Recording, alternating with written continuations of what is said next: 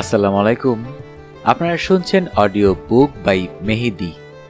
আজকে আপনাদের পড়ে শোনাব নারায়ণ সান্যালের লেখা কাটায় কাটায় সিরিজের গল্প মাছের কাঁটা। গল্পটির রচনাকাল 1974, প্রথম প্রকাশ মার্চ 1975। বইটির প্রচ্ছদ শিল্পী ছিলেন খালেদ চৌধুরী। বইটি লেখক উৎসর্গ করেছেন শ্রী সমরজিৎ গুপ্তকে।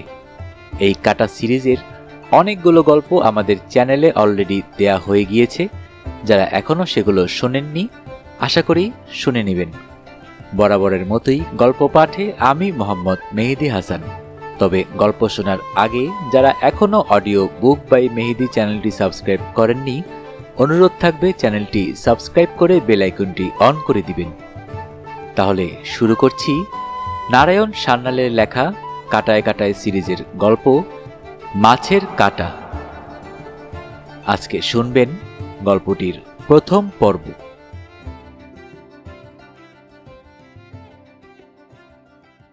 মৈত্রেয়ী তখন এক মুহূর্তে বলে উঠলেন, চেনাহং নামৃতাস্যাম কিমহং তেন কুর্চম। যার দ্বারা আমি অমৃতা হব না, তা নিয়ে আমি কি করব?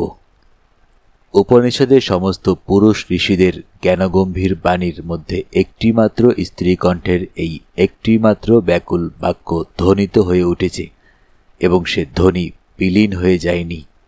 সেই ধ্বনি তাদের মেঘমন্দ্র শান্ত স্বরের মাঝখানে অপূর্ব একটি অশ্রুপূর্ণ মাধুর্য জাগ্রত করে রেখেছে। মানুষের মধ্যে যে পুরুষ আছে, উপনিষদে তা নানা দিকে নানাভাবে আমরা তারই সাক্ষাৎ পেয়েছিলাম। এমন সময় হঠাৎ এক প্রান্তে দেখা গেল মানুষের মধ্যে যে নারী রয়েছেন, তিনিও সৌন্দর্য বিকীর্ণ করে। হঠাৎ রবীন্দ্র রচনাবলীটা বন্ধ করে বাসু সাহেব তার একক শ্রোতার দিকে তাকিয়ে দেখেন রানী দেবী তার হুইল চেয়ারে ক্লান্ত হয়ে বসে আছেন, চোখ দুটি বোঝা। ঘুম পাচ্ছে? প্রশ্ন করলেন বাসু সাহেব।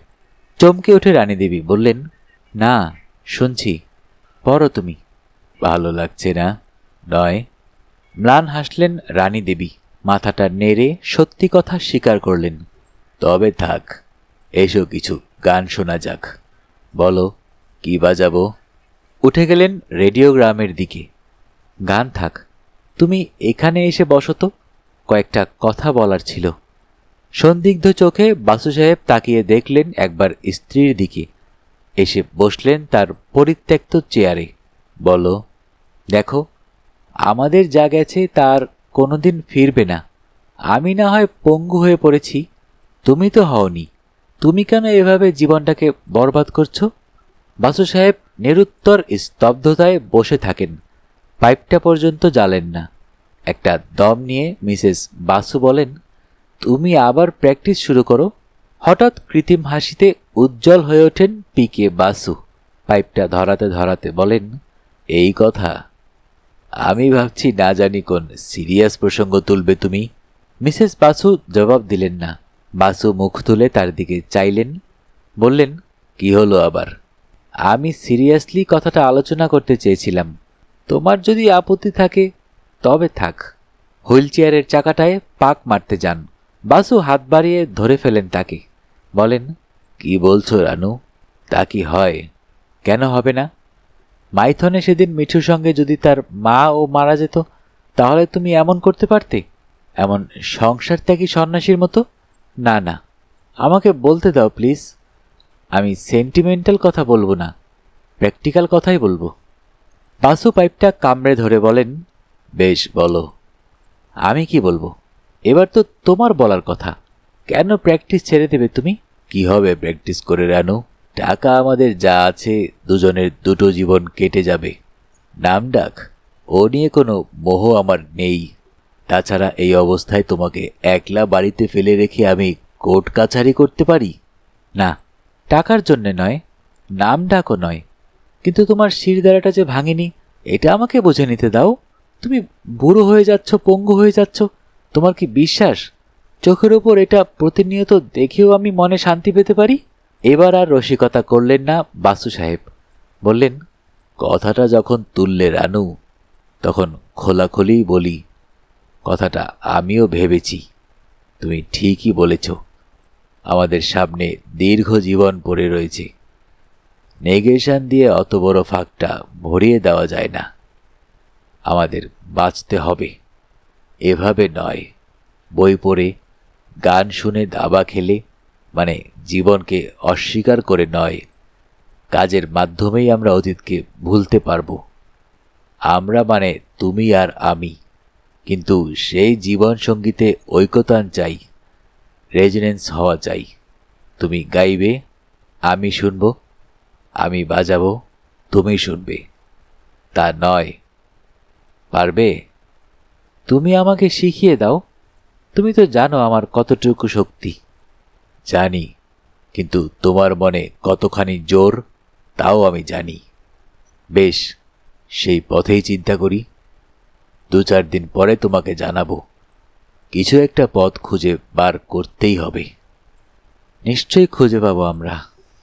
Barrister PK. বাসুকে যারা চেনেন না তাদের জন্য কিছু পূর্বকথন দরকার। এখন ওর বয়স 50-এর কাছাকাছি। এককালে দুর্ধর্ষ প্র্যাকটিস ছিল ওর। কলকাতার বারে সবচেয়ে নামকরা criminal lawyer. Court, bar association, club, tennis এই নিয়ে ছিল তার জীবন। সহধর্মিণী রানী বাসুও স্বনামধন্যা। গানের আসরে শৌখিন গাইয়ে হিসেবে তার ছোটাছুটিরও অন্ত ছিল না। রেডিওতে রবীন্দ্রসঙ্গীত মাসে 5-7খানা তাকে গাইতেই হতো। অ্যাপয়েন্টমেন্টে ঠাসা থাকত কর্তাগিন্নির দিনপঞ্জিকা। তারপর একদিন একটি খণ্ড মুহূর্তে একেবারে বদলে গেল সব। মাইথনে বেড়াতে গিয়েছিলেন ওরা। কর্তাগিন্নি আর ওদের 10 বছরের একমাত্র মেয়ে সুবর্ণা বা মিঠু। পথ দুর্ঘটনায় ঘটনাস্থলেই মিঠু শেষ হয়ে গেল। বাসু সাহেব বেঁচে ফিরে এলেন প্রায় অক্ষত। আর 3 মাস পরে যখন মিসেস বাসু হাসপাতাল থেকে বের হয়ে এলেন, তখন জানা গেল তার মেরুদণ্ডের একটি অস্থি কোনো রকমে জোড়াতালি দিয়ে রাখা হয়েছে। তিনি আর কোনোদিন সোজা হয়ে উঠে দাঁড়াতে পারবেন না, সন্তানের জননী হতে পারবেন না। প্র্যাকটিস ছেড়ে দিয়েছিলেন বাসু সাহেব। স্ত্রীকে সাহচর্য দেওয়াই হলো এরপর থেকে তার দৈনন্দিন কাজ। অদ্ভুত আমোদে লোক। প্রথম পরিচয়ে কেউ বুঝতেই পারত না ওর জীবনের অন্তরালে লুকিয়ে আছে এত বড় একটা ট্র্যাজেডি। পঙ্গু স্ত্রীকে নিয়ে ঘুরে বেরিয়েছেন এখানে ওখানে। রানী দেবীকেও হঠাৎ দেখলে বোঝা যায় না তিনি উত্থান শক্তি রহিত, কিন্তু তার মুখখানা বিষাদ মাখানো। ঢেকি স্বর্গে গেলেও নাকি ধান ভানে। এই ধুরন্ধর প্রতিভাশালী ক্রিমিনাল লয়ারটিও নাকি তেমনি বেড়াতে গিয়েও তার পেশাগত কাজে জড়িয়ে পড়েছিলেন 2-1 বার। আগরওয়াল ইন্ডাস্ট্রিজের মালিক ময়ূরকেতন আগরওয়ালের মৃত্যু রহস্যের কথা হয়তো কেউ কেউ শুনে থাকবেন। সেখানে ওই খুনের মামলায় সুজাতা চট্টোপাধ্যায় আর কৌশিক মিত্র নামে 2 জন জড়িয়ে পড়েছিল। বাসু সাহেব তার তীক্ষ্ণ বুদ্ধির সাহায্যে ওই 2 জনকেই সে মামলা থেকে উদ্ধার করে আনেন। এসব খবর একদিন খবরের কাগজে ফলাও করে বার হয়েছিল, তা হয়তো আপনাদের নজরে পড়েছে। তারপরেও আরেকটি খুনের কিনারা তিনি করেছিলেন দার্জিলিংয়ের এক হোটেলে। হোটেলটার নাম দ্য রিপোজ। সদ্য খোলা হয়েছিল। বস্তুত ওই হোটেল খোলার উদ্বোধনের দিনই অপ্রীতিকর ঘটনাটি ঘটে।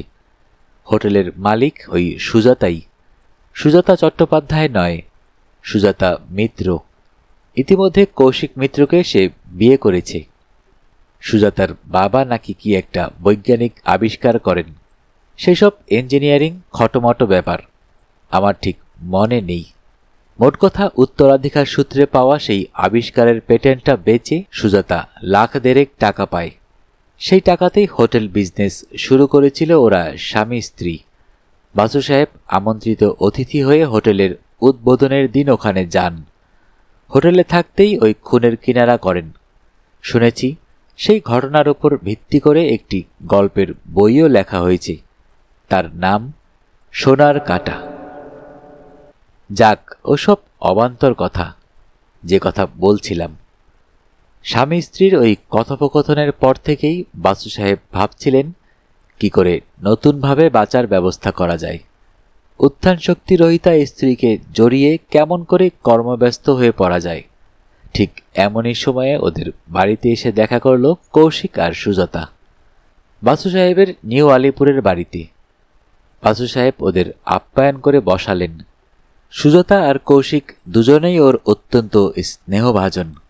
খুশিয়াল হয়ে ওঠেন পুরো ভদ্রলোক। বলেন, খুব খুশি হয়েছি তোমরা দেখা করতে আসায়। কবে এসেছো দার্জিলিং থেকে? হোটেল কেমন চলছে? সে কথার জবাব না দিয়ে সুজাতা বলে, রানু মামিমা কোথায়? বাসু সাহেব আসলে বিপুল ঘোষ আইএসের মামা শ্বশুর। সেই সূত্রে সকলে তাকে মামু বলে ডাকত। বিপুল ঘোষ ছিলেন ডিএম। যে জেলা সদরে কৌশিক আর সুজাতার সঙ্গে তার আলাপ, সেখানকার অফিসার্স ক্লাবে বাসু সাহেব হয়ে পড়েছিলেন সার্বজনীন মামু। সেই সুবাদেই কৌশিক সুজাতা ওকে বাসু মামা বলে ডাকে।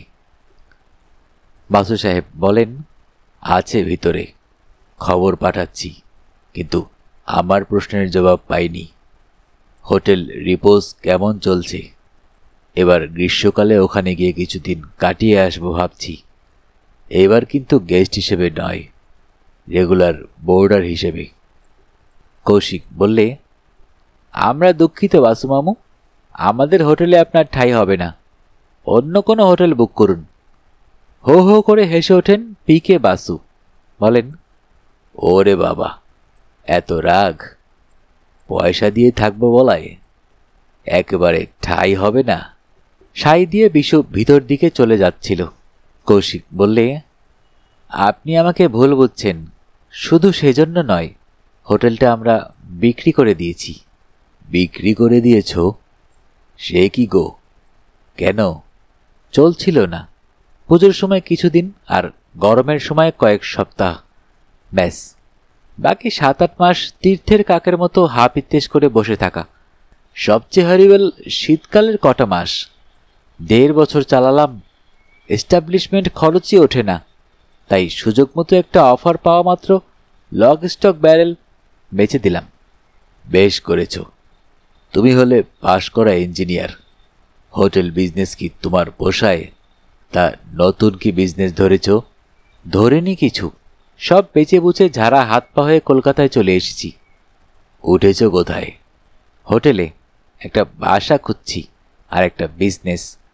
1,50,000 ক্যাপিটাল আছে। তাই সুজাতা বললে, চলো বাসু মামুর কাছ থেকে একটু লিগ্যাল অ্যাডভাইস নিয়ে আসি। বাসু সাহেব সুজাতার দিকে ফিরে বলেন, তোমাদের বাসু মামা চেম্বার অফ কমার্সের কেউ নন সুজাতা। এখানে আমি কি পরামর্শ দেব? খুন যখন রাহাজানি যদি কখনো করে ফেলো, তখন বাসু মামুর কাছে এসো, পরামর্শ দেব। সুজাতা মাথা নেড়ে বললে, খুন যখন রাহাজানি যদি কখনো করে বসি, তবে আর যার কাছেই যাই, আপনার কাছে আসবো না। ভরাডুবি হবে তাহলে। কেন কেন? এভাবে আমার বদনাম করার মানে? বদনাম নয় বাসু মামু, আপনি বলেছিলেন একদিন যে যখন প্র্যাকটিস করতেন তখন সত্যিকারের অপরাধীর কেস নাকি আপনি নিতেন না। কারেক্ট। কৌশিক অবাক হয়ে বলে, নিতেন না কেন? চুরুটটা ধরাতে ধরাতে বাসু সাহেব বলেন, ওটাই ছিল আমার প্রফেশনাল এথিক্স। যার এজাহার শুনে বুঝতাম সে নিরপরাধ, তার কেসই আমি নিতাম। যাকে মনে হতো সত্যিকারের অপরাধী, তাকে বলতাম হয় গিল্টি প্লিট করে সাজা নাও, নয় অন্য কোনো উকিলের কাছে যাও। কৌশিক বলে, সেরেছে। সব উকিল যদি তাই বলে, তবে অপরাধীগুলো ডিফেন্স পাবে কোথায়? পাবে না। কিন্তু পিনাল কোড তো বলছে যে অপরাধীরও ডিফেন্স পাবার অধিকার আছে। যে অপরাধীর আর্থিক সঙ্গতি নেই, তাকে তো সরকারি খরচে ডিফেন্স পাইয়ে দেওয়া হয়। তুমি ভুল করছো কৌশিক। পিনাল কোড কথা বলছে না যে অপরাধীর ডিফেন্স পাওয়ার অধিকার আছে। বলছে অভিযুক্তের আছে, আসামির আছে।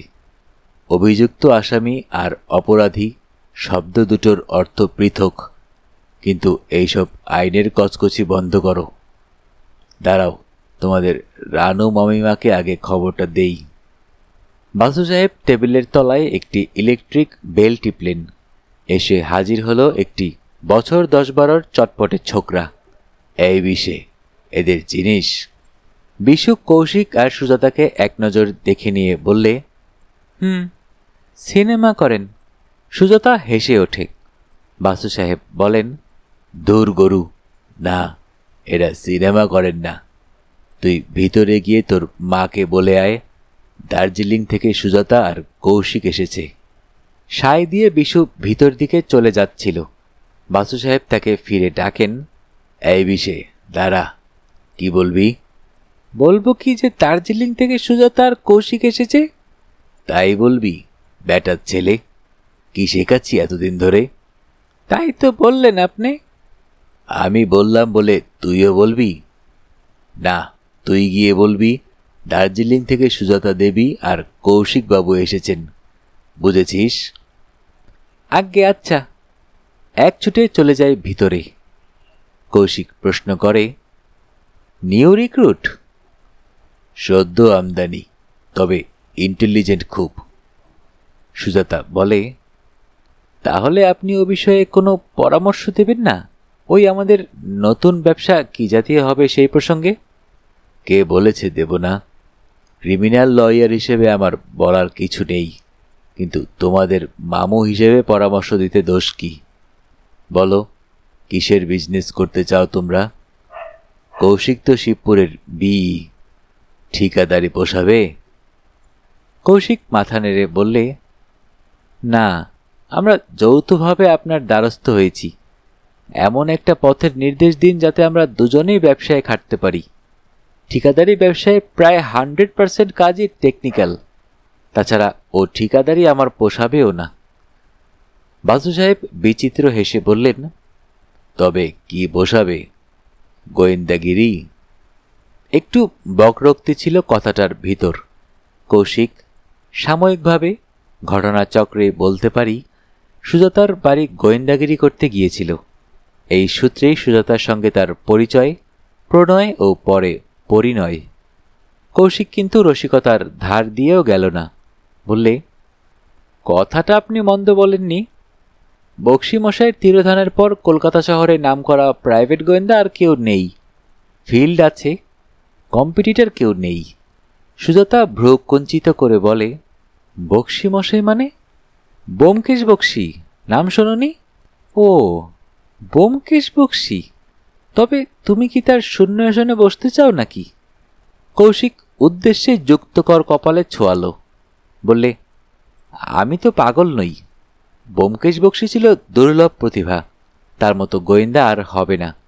কিন্তু তার তিরোধানের পর কেউ তার পদাঙ্ক অনুসরণ করবে না, এটাই বা কি কথা? কিন্তু আমার সেখানে ভূমিকা কি জানতে চায় সুজাতা। যুগ পাল্টে গেছে সুজাতা। ব্যোমকেশবাবু যে যুগের মানুষ, তখনও উইমেন্স লিভ কথাটার জন্ম হয়নি। এখন যদি আমি ওই জাতের একটা প্রাইভেট ডিটেকটিভ এজেন্সি খুলে বসি, তাহলে তুমি আমি সমান পার্টনার হিসেবে কাজ করতে পারি। বাসুমামু কি বলেন? তোমাদের ব্যাপার তোমরা বলবে, আমি কি বলবো? সুজাতা ছদ্ম অভিমান করে বললে, বারে, গাছে তুলে দিয়ে মই কেড়ে নিচ্ছেন? মোটেই নয়। তোমরা যদি চাও, তলা থেকে ওই মইটা আমি ধরে থাকতে রাজি আছি। সুজাতা আর কৌশিক পরস্পরের দিকে তাকায়, বলে, কি রকম? বাসু সাহেব গম্ভীর হয়ে বলেন, জোকস অ্যাপার্ট, কয়েকটা কথা তোমাদের বলে নিতে চাই রানু এসে পড়ার আগে। রানু কিছুদিন থেকে খোঁচাচ্ছে আমি যেন আবার প্র্যাকটিস শুরু করি। আমি রাজি হইনি ওর কথা ভেবেই। তোমরা যদি সিরিয়াসলি এই প্রস্তাবটা গ্রহণযোগ্য বিবেচনা করো, তাহলে আমার প্রস্তাবটা হচ্ছে এই রকম। আমার বাড়িটা দোতলা, ইংরেজি ইউ অক্ষরের মতো। একতলায় দুটো উইং। পূব দিকের উইংয়ে হবে আমার ল অফিস আর লাইব্রেরি। মাঝখানের অংশটা আমাদের রেসিডেন্স। পশ্চিম দিকের উইংটা হবে তোমাদের প্রাইভেট ডিটেকটিভ এজেন্সির অফিস। একতলা কমপ্লিট। এবার এসো দোতলায়। উপরতলায় 3খানি ঘর, তোমাদের ফ্ল্যাট। গোটা বাড়িটা হচ্ছে আমাদের দুজনের রেসিডেন্স কাম অফিস। তোমাদের কাছে যারা কেস নিয়ে আসবে, তাদের লিগ্যাল অ্যাডভাইস নিতে হবে। তাদের তোমরা পাঠিয়ে দেবে ইস্টার্ন উইংয়ে, আমার অফিসে। আবার আমার কাছে যারা ফৌজদারি মামলায় পরামর্শ করতে আসবে, তাদের হামেশাই দরকার হবে একজন প্রাইভেট গোয়েন্দার সাহায্য, আমার টেকনিকের জন্য। ওই জুনিয়র ব্রিফ সাজিয়ে দেবে, আর কোর্টে দাঁড়িয়ে কথার মারপ্যাচে লিগ্যাল রেফারেন্স দিয়ে কর্তব্য শেষ করার পাত্র আমি নই। ফলে আমরা হতে পারবো পরস্পরের পরিপূরক। কৌশিক বলে ওঠে, গ্র্যান্ড আইডিয়া।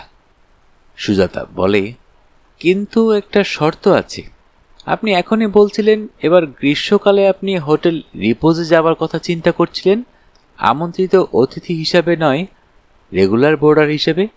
আমরা যদি এই বাড়ির দোতলায় থাকি তবে ভাড়া দিয়ে থাকব। বাদু সাহেব বলেন, রাজি আছি, তবে শর্ত একটা কেন হবে, অনেকগুলি শর্ত হবে। যেমন ধরো আমি তোমাদের কেস দিলে তোমরা কমিশন চার্জ দেবে, তোমরা আমাকে কেস পাঠালে আমি কমিশন দেব।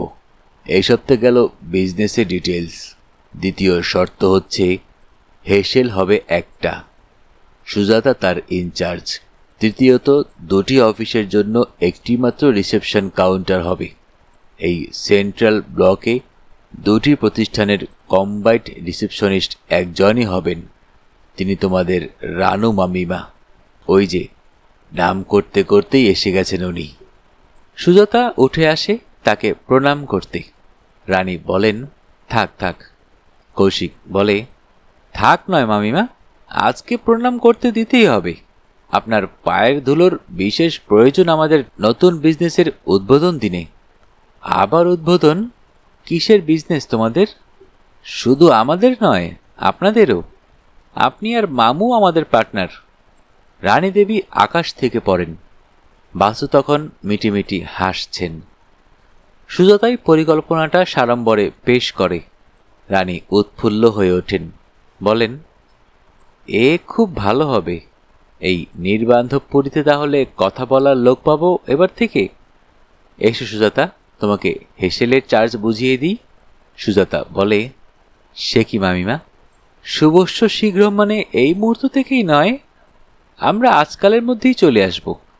একটা কাজ কিন্তু এখনো বাকি আছে। আমাদের প্রাইভেট ডিটেকটিভ ফার্মটার একটা নামকরণ করতে হবে। মামিমা, আপনি নাম দিন। রানী দেবী আতকে ওঠার ভঙ্গি করেন, বলেন, ওরে বাবা, ও আমার কর্ম নয়, তোমরা বরং তোমার মামাকেই ধরো। বেশ, আপনিই নাম দিন। সুজাতা ঘুরে বসে বাসু সাহেবের মুখোমুখি। বাসু পাইপটা ধরাচ্ছিলেন, বলেন, নাম দিতে হবে। বেশ, দিচ্ছি। তোমাদের প্রাইভেট ডিটেকটিভ এজেন্সির নাম হবে সুকৌশলী। সুজাতা এবং কৌশিক দুজনেই লাফিয়ে ওঠে, গ্র্যান্ড নাম। তোমরা নামের ব্যুৎপত্তিগত অর্থটা না বুঝেই লাফাচ্ছ মনে হচ্ছে। ব্যুৎপত্তিগত অর্থ মানে? লেডিস ফার্স্ট আইনে প্রথমেই সুজাতার সু, তার পিছনে পিছনে যথারীতি অনুগামী কৌশিকের কৌ, বাকি শলিটা হচ্ছে খলু পাদপূরণে, সমস্ত কথাটার একটা ব্যঞ্জনা দিতে। মাসখানেক পরের কথা। এই 1 মাসে নিউ আলিপুরের ও ব্লকের বাড়িটার অনেক পরিবর্তন হয়েছে। এতদিন অধিকাংশ ঘরই তালাবন্ধ হয়ে পড়েছিল। মিসেস বাসুর গতিবিধি শুধুমাত্র একতলাতেই সীমিত। দোতলাটা ভাড়া দেবার কথা হয়েছে মাঝে মাঝে, কিন্তু অজানা উটকো লোক এসে ঝামেলা না বাধায় মাথার উপর বসে, এই জন্যই এতদিন দোতলাটা ভাড়া দেওয়া হয়নি। অর্থের প্রয়োজন তো আর ওদের নেই। প্রথম জীবনে মাসে 10-20 হাজার টাকা পর্যন্ত রোজগার করেছেন বাসু সাহেব। বাড়ির পূব দিকের অংশে 2খানি ঘর। পিছনের ঘরটা হচ্ছে লাইব্রেরি, সামনেটা 2টি অংশে বিভক্ত। সামনের দিকটা ল অফিস, ভিতরে বাসু সাহেবের চেম্বার। একজন সদ্য পাশ উকিল, প্রদ্যোৎ নাথ, জুনিয়র হিসেবে কাজ শিখতে এসেছে। এছাড়া আর দ্বিতীয় কর্মী নেই। বাসু সাহেব বলেন, অনেক দিন পর শুরু করেছি তো, প্রথমেই কতগুলো লোককে চাকরি দেব না। প্র্যাকটিস যেমন যেমন জমবে অফিসে লোকও বাড়াবো। পশ্চিম দিকের অংশটাতেও 2খানি ঘর। সুকৌশলীও কোনো বাড়তি লোক নেয়নি। সুজাতা উত্তরাধিকার সূত্রে পাওয়া একটা পোর্টেবল টাইপরাইটারে ধীরে ধীরে টাইপ করে। কৌশিক প্রথম মাসে একটাও বিজনেস পায়নি। কিভাবে বিজ্ঞাপন দেবে তাই শুধু ভাবছে। বাসু সাহেব একটা কেস পাঠিয়েছিলেন, ডিভোর্স কেস। মেয়েটির অভিযোগ তার স্বামী অসৎ চরিত্র, তাই কৌশিককে কদিন তার পিছনে ছোটাছুটি করতে হচ্ছে, খারাপ পাড়ায়। তারপর একদিন শুক্রবার 12ই এপ্রিল বাসু সাহেব নিজের ঘরে বসে একটা আইনের বই পড়ছিলেন। হঠাৎ ইন্টারকমটা বেজে উঠল। সুইচটা টিপে বাসু সাহেব বলেন, কি ব্যাপার, ব্রেকফাস্ট রেডি? না, তোমার সঙ্গে একজন দেখা করতে চাইছেন, মিস্টার জীবন কুমার বিশ্বাস। প্রয়োজন বলছেন আইন ঘটিত পরামর্শ, পাঠিয়ে দেব? বইটা সরিয়ে রেখে বাসু সাহেব বললেন, দাও। সকাল 8:30। অফিস আজ ছুটি, গুড ফ্রাইডে। প্রদ্যুৎ আসবে না আজ, কাছারি বন্ধ। একটু পরে বিশু পথ দেখিয়ে একজন ভদ্রলোককে নিয়ে এলো। ভদ্রলোক খোলা দরজার সামনে একটু দাঁড়িয়ে পড়লেন। দেখলেন ব্যারিস্টার বাসু সামনের দিকে তাকিয়ে স্তব্ধ হয়ে বসে আছেন। ভদ্রলোক কাশলেন। বাসু সাহেব এবার ওর দিকে ফিরে বললেন, আসুন, বসুন ওই সোফাটায়। আগন্তুক ভদ্রলোক জানতেন না বাসু সাহেবের টেকনিক। মানব চরিত্র সম্বন্ধে ওয়াকিবহাল পিকে বাসু জানেন, উকিলের সাক্ষাৎ মাত্র লোকে একটা আবরণ টেনে নেয় তার মনের উপর। ঠিক যে মুহূর্তে সে উকিলের দিকে চোখে চোখ তুলে তাকায়, তখনই সেই পর্দাটা সে টেনে দেয়। ঠিক তার আগের মুহূর্তটাতেই সে সবচেয়ে দুর্বল, যখন সে ছদ্মবেশ ধারণ করতে চাইছে। তাই বাসু সাহেবের চেম্বারে ওর সামনেই অন্ধকারে টাঙানো আছে একটা আয়না, আর প্রবেশপথের ওপর ফেলা আছে একটা জোরালো আলো। আগন্তুক ধ্যানস্থ ব্যারিস্টার সাহেবকে দেখে স্বপ্নেও ভাবতে পারে না তিনি সামনের দিকে তাকিয়ে আয়নার ভিতর দিয়ে ওকেই লক্ষ্য করছিলেন। ঘরে ঢুকে পড়ে হয়তো সে এটা লক্ষ্য করে, কিন্তু ততক্ষণে প্রথম প্রবেশ মুহূর্তটি অতিক্রান্ত। বলুন, কিভাবে আপনাকে সাহায্য করতে পারি? আগন্তুক ধুতি পাঞ্জাবি পরা, বেশবাসে আভিজাত্য নেই কিছু। বয়স 50-এর কাছাকাছি। চোখে চশমা, ঝোলা গোঁফ, হাতে একটি ফোলিও ব্যাগ। ব্যাগটা পাশে রেখে জীবনবাবু বসলেন সোফাটায়। হাত দুটো জোর করে নমস্কার করলেন। বললেন, তার আগে স্যার একটা কথা জানতে চাই, আপনাকে কত ফি দিতে হবে? আমি মধ্যবিত্ত চাপোষা মানুষ, বিপদে পড়ে এসেছি। আপনার নাম আমি অনেক শুনেছি, কিন্তু আপনাকে উপযুক্ত মর্যাদা দেবার আর্থিক ক্ষমতা আমার নেই। কি করেন আপনি? আমি স্যার বোম্বাইয়ের কাপাডিয়া অ্যান্ড কাপাডিয়া কোম্পানির ক্যাশিয়ার। করলে 475 টাকা মাইনে পাই, আর ফ্রি কোয়ার্টার্স। ব্যবসায়ের কাজেই কলকাতায় এসেছি, মানে মালিকের নির্দেশে। আমি আজ 10 বছর কলকাতা ছাড়া, পথঘাটও ভালো চিনি না। এখানে এসেই বিপদে পড়ে গেছি। আত্মীয় বন্ধু কেউ নেই যে পরামর্শ করি। আপনার নাম জানা ছিল, টেলিফোন গাইড খুঁজে ঠিকানা দেখে চলে এসেছি। তাহলে আগে একটা টেলিফোন করলেই পারতেন। টেলিফোনে ওইসব কথা বলতে চাই না স্যার। কি আশ্চর্য, টেলিফোনে তো শুধু অ্যাপয়েন্টমেন্ট করতেন। যাক সে কথা, আপনার বিপদটা কি জাতীয়? স্যার, আপনার ফিয়ের কথাটা। ফিয়ের অঙ্কটা নির্ভর করবে আপনার কেসের ওপর, তবে কেসটা শোনার জন্য আমি কিছু চার্জ করব না। আপনি বিস্তারিত বলে যান।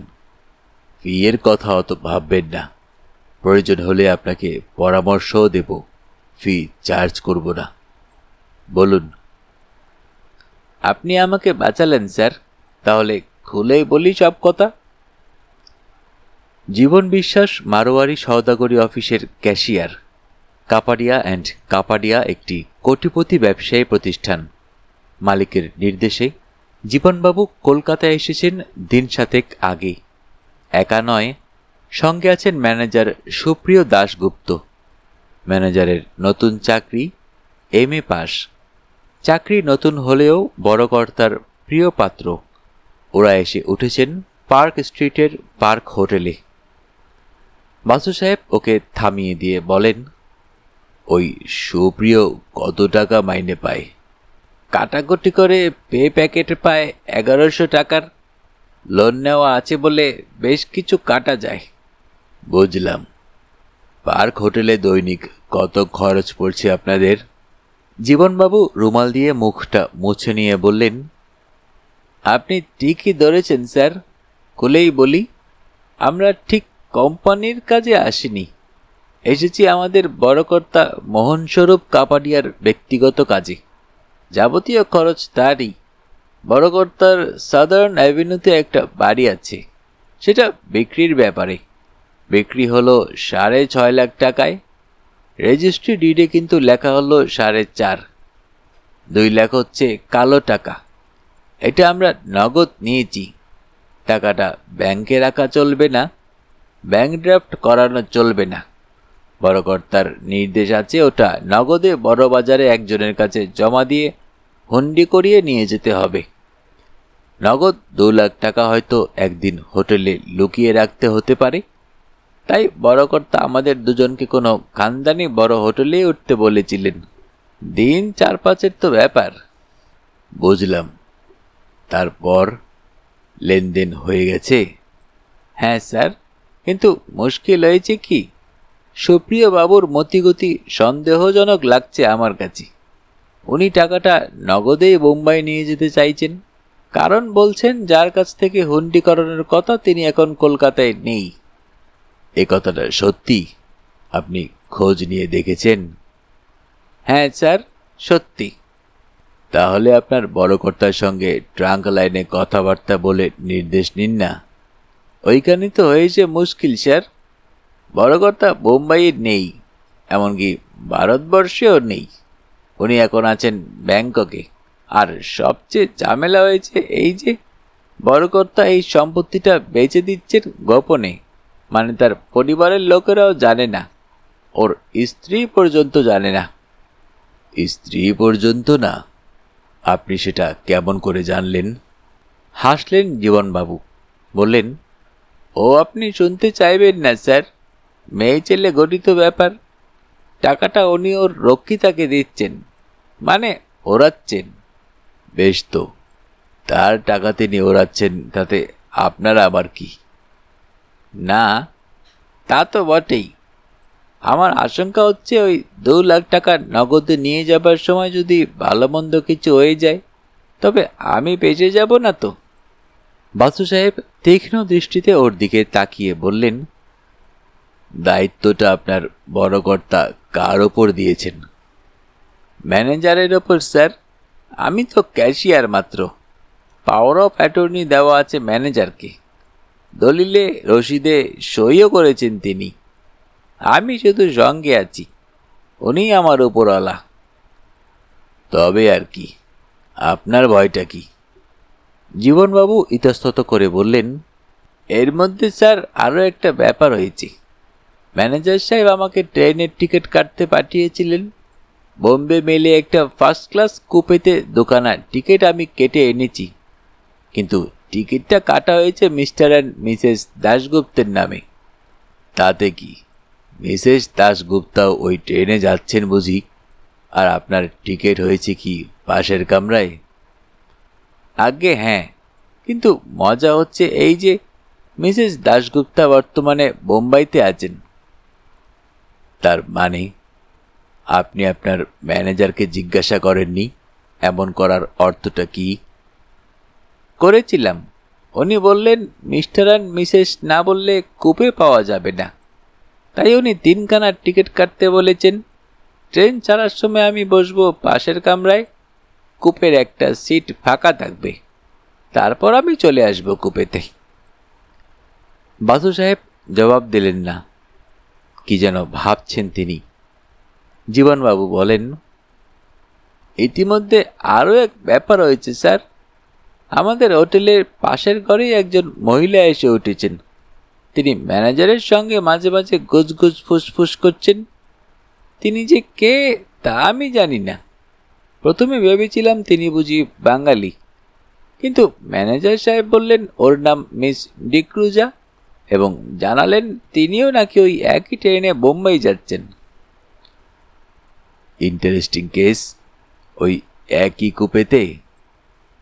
হঠাৎ লজ্জা পেলেন জীবনবাবু, মুখটা নিচু করে বললেন, সেটা আমি জিজ্ঞাসা করিনি স্যার।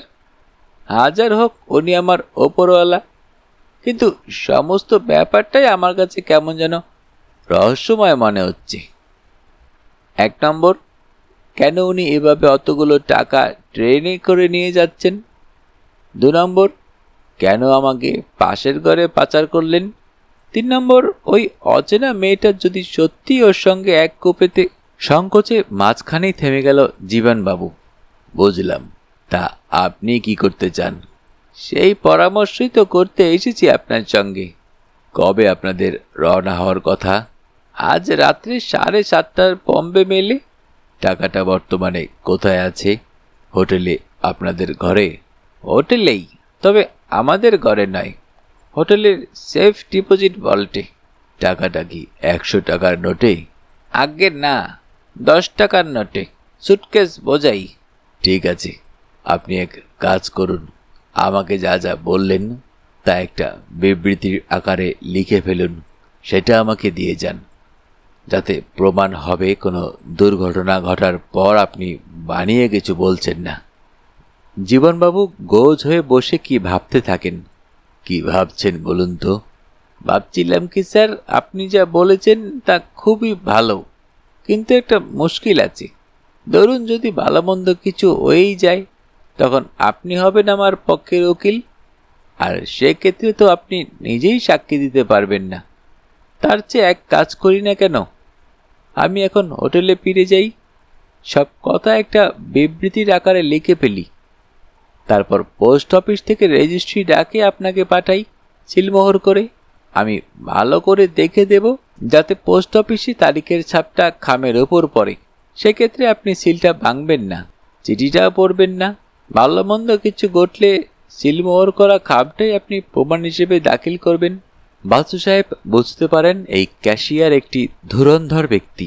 বললেন, কিন্তু পোস্ট অফিস তো আজ বন্ধ, গুড ফ্রাইডের ছুটি।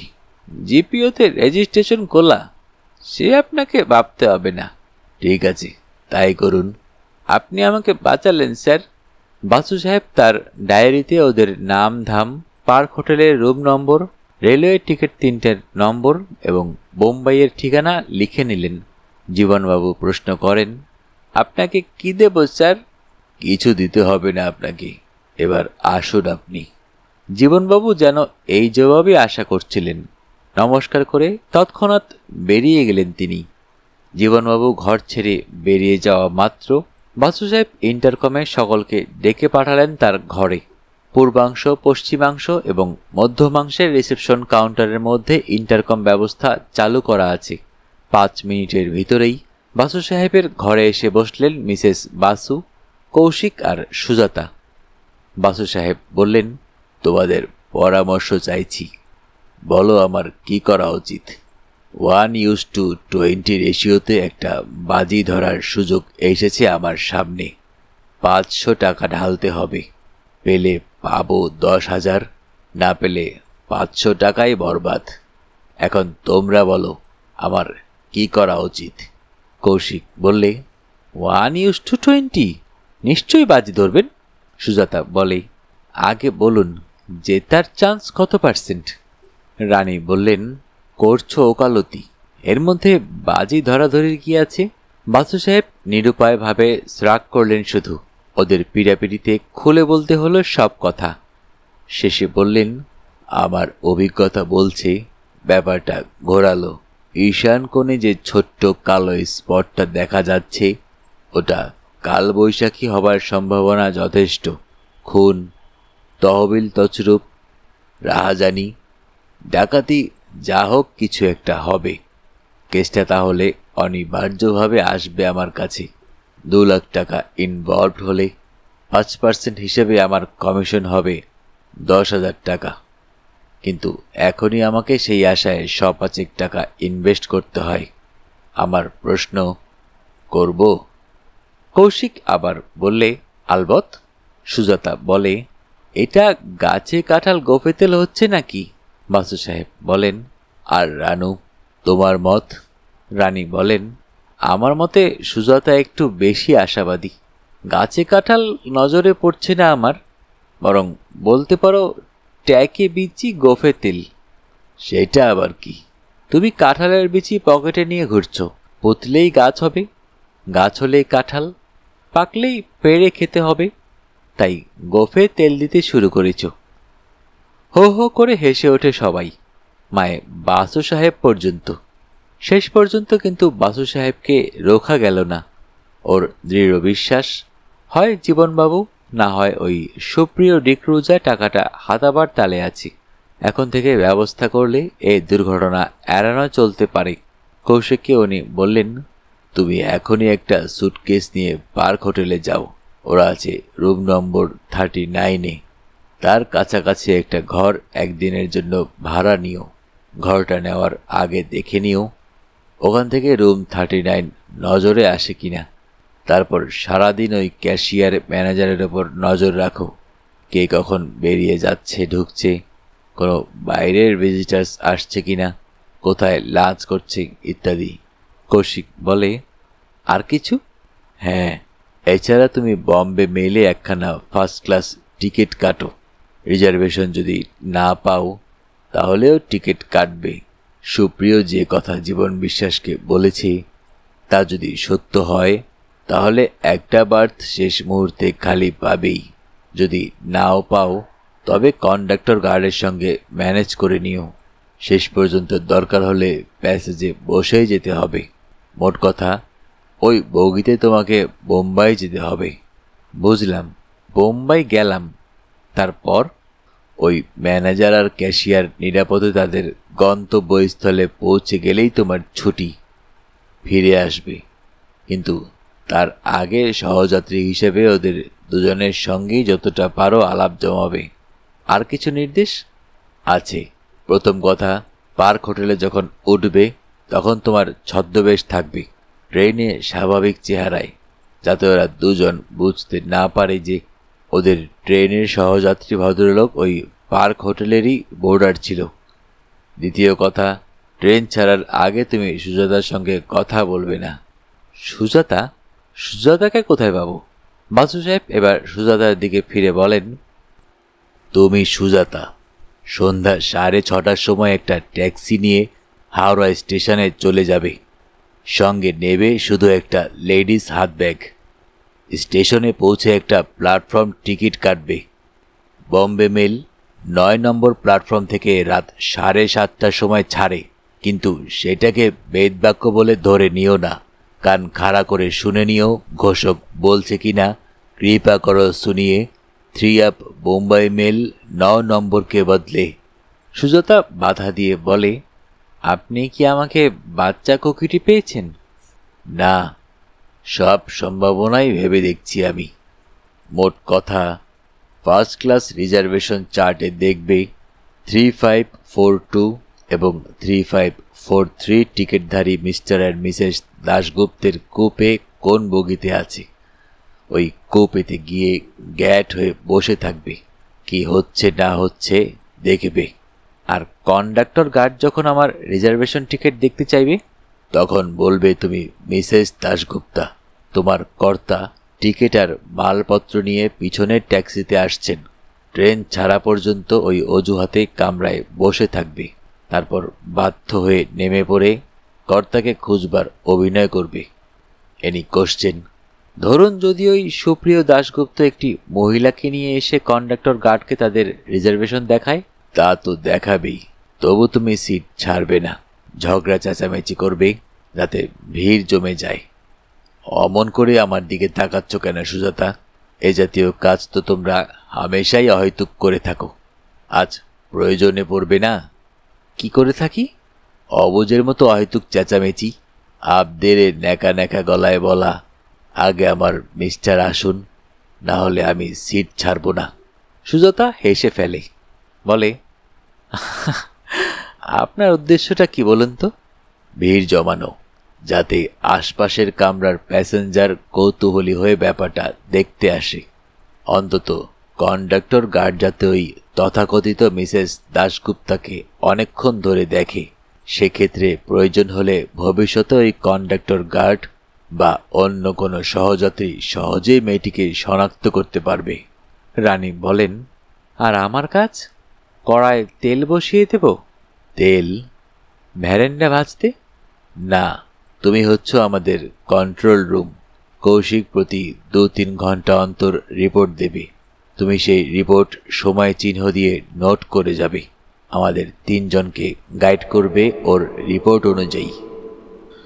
রানীদেবীর সমস্ত দিনটাই কর্মব্যস্ত গেল। কৌশিক পরপর 4-5 বার ফোন করেছে। বেলা 10টায় প্রথমবার পার্ক হোটেল থেকে খবর ও 41 নম্বর ঘরে উঠেছে। ওখান থেকে 39 নম্বর ঘর নজর রাখা যাচ্ছে। সেটাতে 2 জন বোর্ডার আছেন, ডবল বেডরুম। হোটেল রেজিস্টারে দেখেছে তাদের নাম জীবন কুমার বিশ্বাস আর সুপ্রিয় দাশগুপ্ত। স্থায়ী ঠিকানা কাপাডিয়া অ্যান্ড কাপাডিয়া কোম্পানি, মুম্বাই। জীবনবাবু মধ্যবয়সী, দোহারা চেহারা, গোঁফ আছে। তিনি ঘর ছেড়ে 2-3 বার বের হয়েছেন। সুপ্রিয় একবার মাত্র বের হয়েছিল। বারান্দায় বেরিয়ে এসেই আবার ঘরে ঢুকে যায়। সেই যে ঘরে আছে তার আরও প্রমাণ আছে, কারণ জীবনবাবু যতবারই বার হচ্ছেন ঘরে তালা দিয়ে যাচ্ছেন না, ফিরে এসে নক করছেন। ভিতর থেকে কেউ দরজা খুলে দিচ্ছে। রানীদেবীর রিপোর্টটা বিশুর হাতে পাঠিয়ে দিলেন বাসু সাহেবকে। বাসু সেটা পড়ে তৎক্ষণাৎ ফোন করলেন পার্ক হোটেলের 41 নম্বর ঘরে 10:12।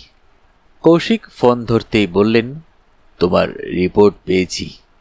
শোনো, এইবার জীবন ঘর ছেড়ে বার হলেই তুমি 39-এ ফোন করো। সাড়া দিলেই বলবে তুমি জীবন বিশ্বাসকে খুঁজছ। ন্যাচারালি লোকটা বলবে তিনি ঘরে নেই। সঙ্গে সঙ্গে তুমি প্রশ্ন করবে, আপনি কি সুপ্রিয় বাবু? সে উত্তর দেওয়া মাত্র লাইন কেটে দেবে। Report back result. কৌশিক দ্বিতীয়বার ফোন করল 10:20-তে। বলল, জীবন 10:15 ঘর ছেড়ে বার হতেই ও ফোন করে। 39 নম্বরে কেউ সেটা ধরে। কৌশিক প্রশ্ন করে, জীবনবাবু আছেন? লোকটা জবাবে প্রতিপ্রশ্ন করে, আপনি কে? কৌশিক বলে, আপনি কি সুপ্রিয় বাবু? লোকটা যেন পিন আটকে যাওয়া রেকর্ড। বলে, আপনি কে? সব শুনে বাসু সাহেব বললেন, ঠিক আছে, জীবন ঘরে ফিরলেই আমাকে ফোনে জানিও। 11টার সময় কৌশিক জানালো সুপ্রিয় দাশগুপ্তকে এখনো দেখা যায়নি এবং জীবন বিশ্বাস ঘরে ফিরেছে। বাসু তখন নিজেই ফোন করলেন ওই 39 নম্বর ঘরে। ফোন ধরল সুপ্রিয়। বাসু বললেন, জীবনবাবু আছেন? লোকটা বলল, আপনি কে?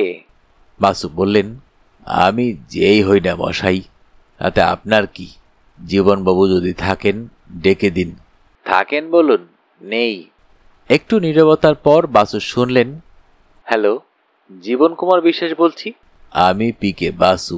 ফোন ধরেছিল কে বলুন তো? 2-2 বার। জীবন ওকে শেষ করতে দিল না, বলে, বুঝতেই তো পারছেন, বলুন কেন ফোন করেছিলেন? রেজিস্ট্রি করে দিয়েছেন তো? হ্যাঁ, এইমাত্র। 2 লাখ টাকা ব্ল্যাক মানির কথাটাও লিখেছেন নাকি? না, শুধু লিখেছি অনেক টাকা নগদে নিয়ে যাচ্ছি। ঠিক আছে। এরপর কৌশিকের ফোন এলো বিকেল 4টে। সে টিকিট পেয়েছে, ঘটনাচক্রে রিজার্ভেশনও। সুপ্রিয় আর একবারও ঘর ছেড়ে বার হয়নি, এমনকি লাঞ্চ খেতেও নয়। বোধহয় লোকটা অসুস্থ, না হলে অন্তত দ্বিপ্রাহরিক আহার করতে একবার বার হতো। অথচ সেই যে ঘরে আছে এটা নিঃসন্দেহ। এছাড়া আর একটা খবরও পাওয়া গেছে। 38 নম্বর ঘরে দিন 3 আগে একজন ভদ্রমহিলা তার অসুস্থ 2 ভাইকে নিয়ে নাকি উঠেছিলেন। হোটেল রেজিস্ট্রার অনুযায়ী তাদের নাম মিস্টার এবং মিস ডি সিলভা, ভাই বোন। ভাইটি নাকি মস্তিষ্ক বিকৃত। Interesting case. রাঁচি থেকে ভাইকে নিয়ে উনি এ হোটেলে উঠেছিলেন। আজ সকাল 6টায় চলে গেছেন। পাগল ভাইকে নিয়ে এই কদিন একটা গাড়িতে বাড়ি বাড়ি বার হতেন চিকিৎসা করানোর ব্যাপারে। ভাইটা কেমন যেন জড়দগপ, ধন্দ ধরা, চেঁচামেচি গণ্ডগোল করত না। দিবারাত্র পড়ে পড়ে ঘুমাতো। খবরটা ওকে দিয়েছে রুম সার্ভিসের বেয়ারা হরিমোহন। সে পাগলটাকে দেখেছে, দু একবার তাকে ধরে গাড়ি পর্যন্ত পৌঁছেও দিয়ে এসেছে। লোকটা ঘুমোতে ঘুমোতেই হাঁটত, চোখ খুলে বড় একটা তাকাতই না। এত খবরও জানাচ্ছে এই জন্য যে মিসিং লিঙ্ক মিস ডিক্রুজার সঙ্গে ওই ডিসিলভার কোনো সম্পর্ক থাকতে পারে। সন্ধ্যা 6টার সময় সে ফোন করে জানালো পাশের ঘরের 2 বাসিন্দা রওনা হলেন, সঙ্গে 2টো বেডিং, 4টে সুটকেস। 2টো সুটকেস হোটেলের সেফ ডিপোজিট লকার থেকে এইমাত্র ডেলিভারি নেওয়া হলো। সুপ্রিয়কে ও এক নজর মাত্র দেখেছে। লোকটা ঘর থেকে বেশ তাড়াহুড়ো করেই হঠাৎ বেরিয়ে এলো। কৌশিকও ঘর ছেড়ে বের হয়ে এসেছিল, কিন্তু ভালো করে তাকে শনাক্ত করার আগেই লোকটা গিয়ে বসল ট্যাক্সিতে। তবু এক নজরে সে তাকে যা দেখেছে দরকার হলে শনাক্ত করতে পারবে। লম্বা এক হারা রং ফর্সা, গোফদারি কামানো, বড় বড় জুলফি। কৌশিক টেলিফোনে জানালো যে সেও রওনা হচ্ছে। হাওড়া স্টেশনের ফার্স্ট ক্লাস ওয়েটিং রুমে গিয়ে সে ছদ্মবেশ পাল্টাবে। সুজাতাও হাত ব্যাগ নিয়ে রওনা হয়ে গেল সন্ধ্যা 6টা নাগাদ। যথেষ্ট সময় থাকতে সুজাতা স্টেশনে পৌঁছেছে। 3 আপ বোম্বাই মেল 9 নম্বর প্ল্যাটফর্ম থেকেই ছাড়ছে। প্ল্যাটফর্ম টিকিট কিনে স্টেশনে ঢুকে সেই রিজার্ভেশন চার্টটা দেখল। 7852 বগিতে সি চিহ্নিত কুপে কামরায় মিস্টার এবং মিসেস দাশগুপ্তার আসন সংরক্ষিত। সুজাতা গটগটিয়ে যেই কামরায় উঠতে যাবে কন্ডাক্টর গার্ড রুকল। আপনার টিকিটটা প্লিজ। অত্যন্ত সপ্রতিভ ভঙ্গিতে ও বললে, আমার নাম মিসেস অঞ্জলি দাশগুপ্তা। টিকিট আমার স্বামীর কাছে আছে, উনি পিছনে আসছেন। আমাদের টিকিট নম্বর হচ্ছে 3542 এবং 3543। দেখো তো সি কম্পার্টমেন্ট কি? কন্ডাক্টর গার্ড তার হাতের চার্ট দেখে বললেন, হ্যাঁ, সি কম্পার্টমেন্ট। যান, বসুন। সুজাতা উঠল বগিতে। সি কম্পার্টমেন্টে ছোট্ট কুপে, দরজা বন্ধ ছিল। টেনে খুলতেই দেখে ভিতরে বসে আছেন এক ভদ্রলোক, একা। বছর 40 বয়স, স্যুট পরা। ওকে দেখেই বললেন, মিসেস দাশগুপ্তা নিশ্চয়ই? হ্যাঁ, কিন্তু আপনাকে তো ঠিক। না, আমিও আপনাকে চিনি না। কুপিটা মিস্টার অ্যান্ড মিসেস দাশগুপ্তের নামে রিজার্ভ করা তো? ও, তা আপনার কোন কম্পার্টমেন্ট? এখনো জানি না। আপনি ততক্ষণ আমার ব্যাগটা দেখুন, আমি কন্ডাক্টর গার্ডকে জিজ্ঞাসা করে আসি। ব্যাগটা রেখেই নেমে গেলেন ভদ্রলোক। ব্যাগটা হচ্ছে BOAC এর এয়ার ব্যাগ। সেটা রাখা ছিল জানলার ধারে। জানলার কাজটা বন্ধ। সুজাতা ব্যাগটা সরিয়ে দিল বেঞ্চির মাঝ বরাবর। জানলার ধারে গিয়ে বসল, কাজটা তুলে দিল। ঘড়িতে দেখল 7:15 হয়েছে। ঠিক তখনই কুলির মাথায় মাল চাপিয়ে এক ভদ্রলোক এসে হাজির। বছর 30 বয়স, সুন্দর এক হারা চেহারা, গোফদারি কামানো, লম্বা জুলফি। নিঃসন্দেহে সুপ্রিয় দাশগুপ্ত। সুজাতাকে এক নজর দেখে নিয়ে বললে, ওই ব্যাগটা আপনার? সুজাতা বললেন, না, ওই ভদ্রলোক রেখে গেছেন। হাত বাড়িয়ে প্ল্যাটফর্মে দাঁড়ানো স্যুট পরা ভদ্রলোককে সে দেখিয়ে দেয়। ভদ্রলোক এক প্যাকেট সিগারেট কিনছিলেন। আগন্তুক মুখ বাড়িয়ে ভদ্রলোককে এক নজর দেখে নিলেন। তারপর সুজাতার দিকে ফিরে বললেন, আপনার রিজার্ভেশন কোথায়? এই কোপেতেই। আপনার? ভদ্রলোক ইতিমধ্যে বাঁকটা পেতে ফেলেছেন। কুলি তার ওপর বেডিংটা রাখছে। তার হাত থেকে মালপত্র নিয়ে ঘরটা সাজাতে সাজাতে ভদ্রলোক বললেন, আপনি ভুল করছেন। কন্ডাক্টর গার্ডকে টিকিটটা দেখান, উনি আপনার কামরা দেখিয়ে দেবেন। উনি আমার টিকিট দেখে বললেন এই কূপে। কুলি পয়সা চাইল। ভদ্রলোক সে কথা কানে তুললেন না। সুজাতাকে বলেন, কই দেখি আপনার টিকিট। আপনাকে টিকিট দেখাতে যাব কোন দুঃখে। এই সময় দ্বারপথে এসে দাঁড়ালেন একজন প্রৌঢ় ভদ্রলোক। সুজাতার বুঝতে অসুবিধা হলো না, উনি জীবন বিশ্বাস। ঝোলা গোফেই তার পরিচয়। পৌর ভদ্রলোক বললেন, কি হলো স্যার? কন্ডাক্টর গার্ডকে ডাকুন তো। এই ভদ্রমহিলা অহেতুক ঝামেলা করছেন। জীবনবাবুও বৃত্তান্তটা শুনে সুজাতাকে বোঝাতে চাইলেন সে ভুল করছে। সুজাতা কোনো পাত্তাই দিল না। অগত্যা ওরা ডেকে নিয়ে এলেন কন্ডাক্টর গার্ডকে। কি হলো আবার আপনাদের? দ্বারপথে এসে দাঁড়ায় কন্ডাক্টর গার্ড।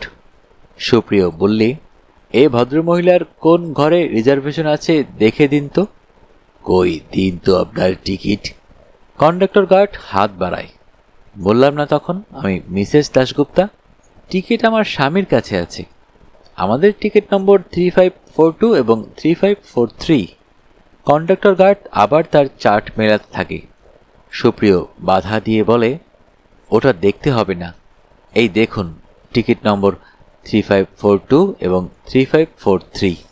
কন্ডাক্টর গার্ড ফ্যাল ফ্যাল করে দুজনের দিকে তাকায়। একে নামিয়ে দিন। কঠিন কণ্ঠে সুপ্রিয় বলে, আপনি কাইন্ডলি নেমে আসুন। কন্ডাক্টর গার্ড সুজাতাকে অনুরোধ করে, ইয়ার কি নাকি? আগে আমার স্বামী আসুন, তার আগে আমি নামবো না? কি আশ্চর্য, আপনার কাছে টিকিট নেই? কে বলল টিকিট নেই? টিকিট আমার স্বামীর কাছে আছে, উনি আসুন আগে। আমিও তো তাই বলছি, তিনি যতক্ষণ না আসেন। বাধা দিয়ে সুজাতা বলে, বেশ তো, ওকে জিজ্ঞাসা করুন না মিসেস দাশগুপ্তা কোথায়। ওই গুপ ভদ্রলোকে মিসেস দাশগুপ্তা, ওর স্ত্রী কোথায়? জীবনবাবু সুট করে সরে পড়েন। কন্ডাক্টর গার্ড এর মনে হলো সশরীরে টিকিটধারী ভদ্রলোকের স্ত্রীকে হাজির করতে পারলে হয়তো সমস্যার সুরাহা হবে। সুপ্রিয়কে বলে, ইয়েস, আপনার স্ত্রী কই? উনি এখনই আসবেন, টয়লেটে গেছেন। সুজাতাও গম্ভীর হয়ে বলে, আমার কর্তাও এখনই আসবেন, টয়লেটে গেছেন। ভিড়ের মধ্যে একজন যাত্রী কন্ডাক্টর গার্ডকে বলে, 7:25 হয়ে গেছে স্যার, জিআরপিকে ডাকুন, না হলে ট্রেন ছাড়তে দেরি হয়ে যাবে। সুজাতা মুখ তুলে দেখল বক্তা আর কেউ নয়, কৌশিক মিত্র। ইতিমধ্যে বেশ ভিড় জমে গেছে। একজন পুলিশ অফিসার মুখ বাড়িয়ে বলেন, এনি ট্রাবল? ইন্সপেক্টরের আবির্ভাব মাত্র অবস্থাটা পাল্টে গেল।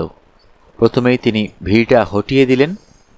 প্লিজ ক্লিয়ার আউট, ট্রেন এখনই ছাড়বে, যে যার সিটে গিয়ে বসুন।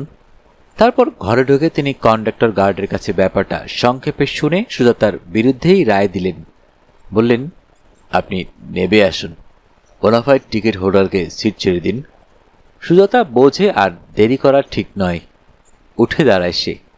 লেডিস হাত ব্যাগটা কাঁধে ঝুলিয়ে নেয়। পুলিশ অফিসার BOAC মার্কা ব্যাগের পেটটা চেপে ধরে নেমে আসেন।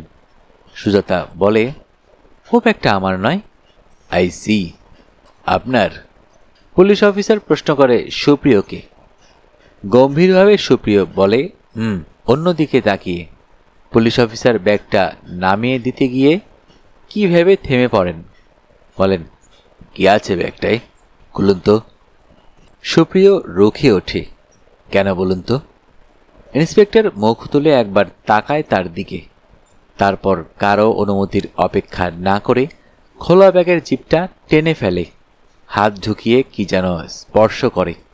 পুনরায় বলে, ব্যাগটা আপনার? সুপ্রিয় খিচিয়ে ওঠে। বলছি তো না। কেন, কি হয়েছে? ইন্সপেক্টর কন্ডাক্টর গার্ডকে বলে, কুইক, গার্ডকে বলুন গাড়ি যেন না ছাড়ে, সামথিং ফিশি। আমার নাম করে বলুন। সুপ্রিয়র মুখটা সাদা হয়ে যায়। কৌশিক এবং ঝোলাগোফ নাপাত্তা। সুজাতা তখনও কাঠ হয়ে দাঁড়িয়ে আছে। কন্ডাক্টর গার্ড ছুটে বেরিয়ে গেল। ইন্সপেক্টর সুজাতা এবং সুপ্রিয় দুজনের দিকে পর্যায়ক্রমে তাকিয়ে বলে, এই ব্যাগটা কার? আইদার অফ ইউ, বলুন কার। সুজাতা বললে, আমার নয়, আমি জানি না কার। সুপ্রিয় বললে, আমি যখন ঘরে ঢুকি তখন ব্যাগটা এখানেই ছিল। উনি তখন ঘরে একা ছিলেন, ফলে ব্যাগটা ওর। ইন্সপেক্টর ধমক দিয়ে বলেন, তাহলে তখন কেন বললেন ব্যাগটা আপনার? আমি সে কথা বলিনি। সুপ্রিয় জবাবে জানায়, বলেছেন। উনি যখন বললেন ব্যাগটা ওর নয়, তখন আমি জিজ্ঞাসা করলাম আপনার? আপনি বললেন বলেননি। আমি তখন অন্যদিকে তাকিয়েছিলাম, দেখিনি আপনি কোন ব্যাগটার কথা জিজ্ঞাসা করছেন। কেন, কি হয়েছে? ইন্সপেক্টর ওদের দুজনকে ভালোভাবে দেখে নিল একবার। সুজাতাকে বললে, আপনার নাম অঞ্জলি দাশগুপ্তা, ঠিক না? সুজাতা অম্লান বদনে বললে, না, আমার নাম সুজাতা মিত্র। সুজাতা মিত্র? গুড গড, তাহলে এতক্ষণ মিথ্যা কথা বলেছিলেন কেন? আমি বলবো না। I may have to arrest you. হাত বাড়িয়ে ইন্সপেক্টর দরজাটা বন্ধ করে দেয়। বলে, এই ব্যাগের ভিতর কি আছে জানেন? হাত ঝুঁকিয়ে সে বার করে একটা লোডেড রিভলভার। কেন এতক্ষণ নিজেকে অঞ্জলি দাশগুপ্তা বলে জ্বালাচ্ছিলেন বলুন, জবাব দিন। সুজাতা একটুও ঘাবড়ায় না। তার লেডিস হ্যান্ডব্যাগের জিপটা খুলে ফেলে, একটা ছোট্ট আইডেন্টিটি কার্ড বার করে ইন্সপেক্টরের হাতে দিয়ে বলে, আই রিপ্রেজেন্ট সুকৌশলী। আমার ক্লায়েন্টের স্বার্থে মিথ্যা কথা বলছিলাম। আমি জানতাম এই কামরায় আজ একটা বিশ্রী কাণ্ড হতে যাচ্ছে। ইন্সপেক্টর স্তম্ভিত হয়ে যায়। আইডেন্টিটি কার্ডটা পরীক্ষা করে বলে, সুকৌশলী, এমন প্রাইভেট ডিটেকটিভ ফার্ম কলকাতা শহরে আছে বলে আমি জানতামই না। লালবাজারের সিলটা নিশ্চয়ই চিনবেন। কার্ডটা পকেটে রেখে ইন্সপেক্টর সুপ্রিয়র দিকে ফেরে বলে, আপনার নাম মিস্টার সুপ্রিয় দাশগুপ্ত, তা প্রমাণ করতে পারেন? নিশ্চয়ই। সুটকেসে আমার লেটার হেড প্যাড আছে, ভিজিটিং কার্ড আছে। সুটকেসটা খুলুন। তার কি কোনো প্রয়োজন আছে? অলরেডি 5 মিনিট লেট হয়ে গেছে ট্রেনটা ছাড়তে। I say open your suitcase. সুপ্রিয় রুমাল দিয়ে মুখটা মুছল, তারপর বেঞ্চের নিচ থেকে টেনে বার করল সুটকেসটা। চাবি দিয়ে সুটকেসের ডালাটা খুলল। ওর হাত রীতিমতো কাঁপছে। অতি সন্তর্পণে সে জামা কাপড়ের নিচে হাত চালিয়ে লেটার হেড প্যাডটা খুঁজতে থাকে। সুটকেসের ওপর চাপা দেওয়া ছিল একটা নতুন তোয়ালে। হঠাৎ ক্ষিপ্র হাতে ইন্সপেক্টর তুলে ফেলল সেই তোয়ালেটা। তার নিচে থাক দেওয়া 10 টাকার নোট, এক সুটকেস বোঝাই। মাই গড, কত টাকা আছে ওখানে? একটা ঢোক গেলে সুপ্রিয় বললে, 1 লাখ টাকা। সব 10 টাকায়? বাক্সটা বন্ধ করুন। আদেশ পালন করে সুপ্রিয়। ইন্সপেক্টর সুজাতার দিকে ফিরে বলেন, আপনি জানতেন উনি 1 লাখ টাকা নগদে এবং 10 টাকা নোটে নিয়ে যাচ্ছেন? না, আমার ইনফরমেশন ছিল উনি 2 লাখ টাকা নগদে এবং 10 টাকার নোটে নিয়ে যাচ্ছেন। I C. ইন্সপেক্টর ঘুরে দাঁড়ায় সুপ্রিয়র মুখোমুখি। এই টাকা কোন ব্যাংক থেকে তুলেছেন? ব্যাংক থেকে তুলিনি। Black money? সুপ্রিয় মাথা নাড়ে, নেতিবাচক। মিস্টার দাশগুপ্ত, আপনি আমাকে বিশ্বাস করতে বলছেন যে নগদ 1 লাখ টাকা আপনি 10 টাকা নোটে নিয়ে যাচ্ছেন উইথ এ লোডেড রিভলভার? ওটা আমার নয়। I am sorry, you are under arrest. নেমে আসুন আপনি। আবার রুখে ওঠে সুপ্রিয়। আপনি আপনি এভাবে আমাকে গ্রেপ্তার করতে পারেন না। আমি বোনাফাইড প্যাসেঞ্জার। আমি হিউজ কম্পেনসেশন ক্লেম করব। করবেন, তার আগে আপনাকে প্রমাণ করতে হবে ওটা ব্ল্যাক মানি নয়। নেমে আসুন আপনি, না হলে কিন্তু আমি আপনাকে হ্যান্ডকাফ দিয়ে মাজায় দড়ি বেঁধে প্ল্যাটফর্ম দিয়ে নামিয়ে নিয়ে যাব। কাঁপতে কাঁপতে নেমে এলো সুপ্রিয়। পাশের কেবিন থেকে জীবন বিশ্বাস। সুজাতা মুখ তুলে দেখল কৌশিকও নেমে পড়েছে ট্রেন থেকে। অগত্যা সেও নামল। 10 মিনিট দেরিতে অনুমতি পেয়ে গুড ফ্রাইডের সন্ধ্যায় রওনা হলো বোম্বাই মেইল। তার 4 ফার্স্ট ক্লাস বার্থ খালি। শনিবার 13 তারিখ সন্ধ্যায় জীবন বিশ্বাস এসে হাজির হলো বাসু সাহেবের চেম্বারে। একদিনেই লোকটা যেন অর্ধেক হয়ে গেছে। ভেঙে পড়ল সে একেবারে। হুজুর, এবার বাঁচান আমাদের। কি হলো আবার? আপনার না গতকাল বোম্বাই চলে যাবার কথা? তাই তো কথা ছিল স্যার, ট্রেন ছাড়ার আগে নেমে পড়তে হলো আমাকে। সে এক কেলেঙ্কারি কাণ্ড। বলি শুনুন। জীবন বিশ্বাস বিস্তারিত বর্ণনা দিলেন ঘটনাটার। হোটেল থেকে যথাসময়ে ওরা স্টেশনে এসেছিলেন। কথা ছিল মিস্টার দাশগুপ্ত কুপিতে একা থাকবেন ট্রেন ছাড়ার সময়, এবং ট্রেন চলতে শুরু করলে পাশের কামরা থেকে জীবনবাবু এসে ওটাতে রাত্রে শোবেন। কিন্তু ঝামেলা বাঁধালেন এক ভদ্র মহিলা। জীবন তাকে চেনেন না। তিনি নাকি আগেভাগেই ওই কূপের একটা সিট দখল করে বসেছিলেন। বললেন তার নাম মিসেস অঞ্জলি দাশগুপ্তা। সবচেয়ে তাজ্জব ব্যাপার, সেই ভদ্রমহিলা ওদের টিকিটের নম্বর দুটো কি করে জানি সংগ্রহ করেছিলেন। বাসু সাহেব বাধা দিয়ে বলেন, সে আর শক্ত কি, ফার্স্ট ক্লাস রিজার্ভেশন চার্টেই তো নামের পাশে টিকিট নম্বর লেখা থাকে। তাই হবে স্যার, কিন্তু ভদ্রমহিলা ব্যাগে করে একটা লোডেড রিভলভার নিয়ে এসেছিলেন। আনুপূর্বিক ঘটনার একটা বর্ণনা দাখিল করলেন জীবনবাবু। শোনা গেল সুপ্রিয় দাশগুপ্ত জামিন পায়নি। তার বিরুদ্ধে পুলিশ নাকি হত্যার অভিযোগ আনছে। Murder case? খুন হলো কে আবার? কখন? জীবনবাবু তখন বিস্তারিত জানালেন সেই পূর্ব ইতিহাস। তিনি থানা থেকে মোটামুটি জেনে এসেছেন। 11 তারিখ বৃহস্পতিবার রাত 7:45টার সময় বড়বাজারে নিজের গদিতে খুন হয়েছেন একজন ধনী ব্যবসায়ী এমপি জৈন। 8টায় দোকান বন্ধ হয়। ওরা ঝাঁপ ফেলার উদ্যোগ করছেন, এমন সময় 3-4 জন মুখোশধারী লোক হঠাৎ ঢুকে পড়ে দোকানে। তাদের একজনের হাতে ছিল রিভলভার আর সকলের ছোড়া। গেটে ছিল দারোয়ান। সে বাধা দেবার চেষ্টা করায় প্রথমেই গুলিবিদ্ধ হয়ে উল্টে পড়ে। ডাকাতেরা দোকানে ঢুকে পড়ে। ক্যাশিয়ারের কাছে চাবি চায়। ক্যাশিয়ার ইতস্তত করে। তখন একজন ডাকাত তার কপালে রিভলভার উদ্ধত করে ধরে। বাধ্য হয়ে ক্যাশিয়ার চাবির থোকাটা বার করে দেয়। মালিক এমপি জৈনের একটা নিজস্ব রিভলভার ছিল তার ড্রয়ারে।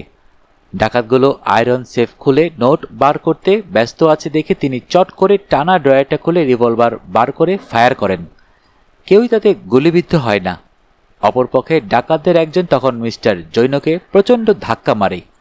জৈন উল্টে পড়ে যান। তার হাত থেকে রিভলভার ছিটকে পড়ে।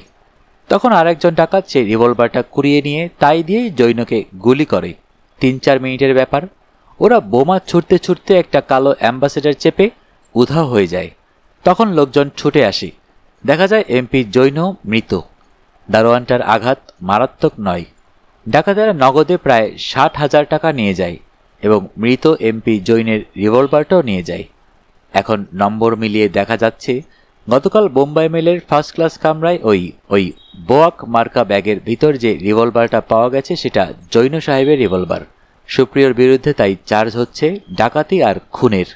বাসু সাহেব সমস্ত শুনে বললেন, কেসটা খারাপ। কাল রাত্রে ওই পুলিশ ইন্সপেক্টর যখন জিজ্ঞাসা করেছিল ব্যাগটা আপনার, তখন সুপ্রিয় কেন বলেছিল হুম? ও অন্যমনস্ক হয়ে বলেছিল স্যার, বুঝতে পারেনি কোন ব্যাগটার কথা হচ্ছে। আপনাকেও তাই বলল? তার দেখা পেলাম কোথায় স্যার? হাজতে আমাকে যেতেই দিল না। বললে একমাত্র ওর উকিল ছাড়া আর কারোর সঙ্গে ওকে দেখা করতে দেবে না। এখন আপনি যদি ওর কেসটা হাতে নেন স্যার। একটু ভেবে নিয়ে বাসু সাহেব বললেন, নেব, কিন্তু এবার আর মহফুজে নয়। নিশ্চয় নয় স্যার, নিশ্চয়ই নয়। বলুন এবার কত দিতে হবে? আমার মোট ফি হবে 10,000 টাকা। তার অগ্রিম 5,000 এখনই দিতে হবে। 10,000 টাকা? কি বলছেন স্যার? গম্ভীর হয়ে বাসু বললেন, জীবনবাবু, ফি নিয়ে দরাদরি আমি করি না। কোনো বাধ্যবাধকতা নেই। ক্রিমিনাল লয়ার অনেকে আছেন এ শহরে। অনেক কমেও হয়তো অনেকে রাজি হয়ে যাবেন। চেষ্টা করে দেখুন। না স্যার, আমিও বাজার যাচাই করতে যাব না। বেশ, ওই 10,000ই দেব। টাকা তো আমার নয়, কোম্পানির। তবে স্যার আপনাকে আরেকটা কাজও করে দিতে হবে। মামলায় যেন ওই ব্ল্যাক মানির প্রসঙ্গটা না ওঠে। সেটা অসম্ভব। 1,00,000 টাকা 10 টাকার নোটে ওর ব্যাগে কেন এলো এ কথা উঠবেই। ভালো কথা, বাকি 1,00,000 কি আপনার কাছে ছিল? হ্যাঁ স্যার, সেটা আবার ওই হোটেলের ভল্টে রেখেছি। পার্ক হোটেলে উঠেছেন ফের? আগে হ্যাঁ, অত টাকা নিয়ে আর কোথায় উঠব? এবার রুম নম্বর 78। আর একটা কথা, ঠিক খুনের সময় অর্থাৎ 11 তারিখ রাত 8:30টায় আপনি আর মিস্টার দাশগুপ্ত কে কোথায় ছিলেন? দুজনেই মোকাম্বো রেস্তোরাঁতে খাচ্ছিলাম স্যার। মোকাম্বো? কেন? পার্ক হোস্টেলের খানা কি পছন্দ হচ্ছিল না?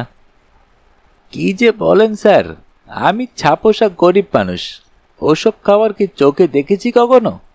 11 তারিখ রাতে আমাদের নিমন্ত্রণ করে মোকাম্বোতে খাইয়েছিলেন ওই রঘুপতি সিংঘানিয়া সাহেবের বড় ছেলে যদুপতিজি।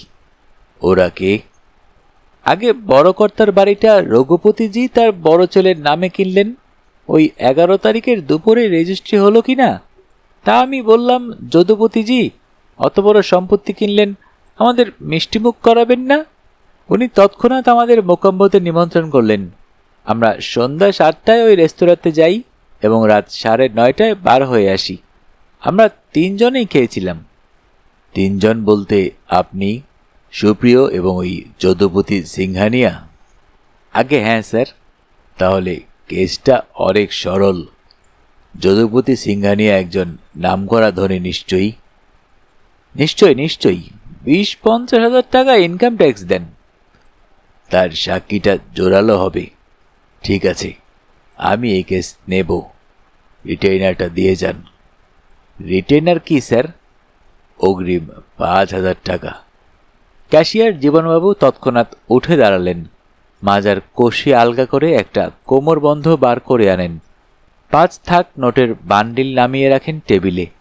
বাসু সাহেব টেলিকমে রানী দেবীকে ডাকলেন। অল্প পরেই হুইল চেয়ারে মিসেস বাসু এসে উপস্থিত হলেন ওর ঘরে। বাসু বললেন, একে একটা 5,000 টাকার রসিদ লিখে দাও। রসিদটা হবে মিস্টার সুপ্রিয় দাশগুপ্ত, ম্যানেজার কাপাডিয়া অ্যান্ড কাপাডিয়া কোম্পানির নামে। জীবন বিশ্বাস চমকে উঠে বললে, কেন স্যার? টাকা দিচ্ছি আমি, রসিদ কেন ম্যানেজারের নামে হবে? কারণ সুপ্রিয় দাশগুপ্তই আমার ক্লায়েন্ট, আপনি নন। জীবন বিশ্বাস ভ্রুকুঞ্চিত করে চুপ করে বসে রইলেন কিছুক্ষণ। তারপর বললেন, তার মানে কি এটাই ধরে নেব স্যার যে আপনি ইঙ্গিত করতে চাইছেন আপনার ক্লায়েন্টের স্বার্থে আপনি আমারও বিরুদ্ধাচরণ করতে পারেন? না, ইঙ্গিত করছি না, স্পষ্টাক্ষরে সে কথা জানাচ্ছি। টাকা আপনি টেবিলে রেখেছেন, আমি তা নিইনি এখনো। ওই শর্তেই আমি কাজটা হাতে নেব।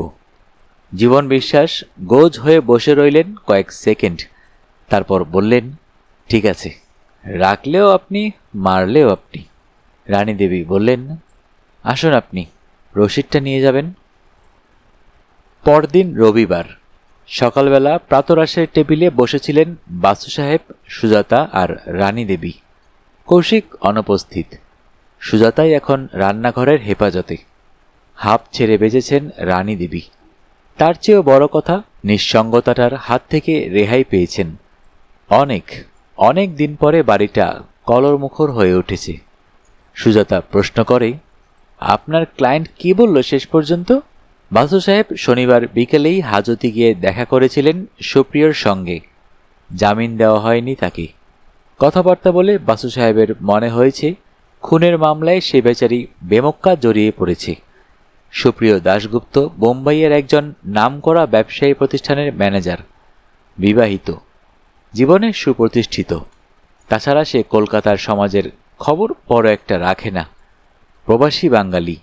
তার পক্ষে 7 দিনের জন্য কলকাতায় এসে ডাকাতির দলে ভিড়ে পড়া একটা অবিশ্বাস্য ব্যাপার।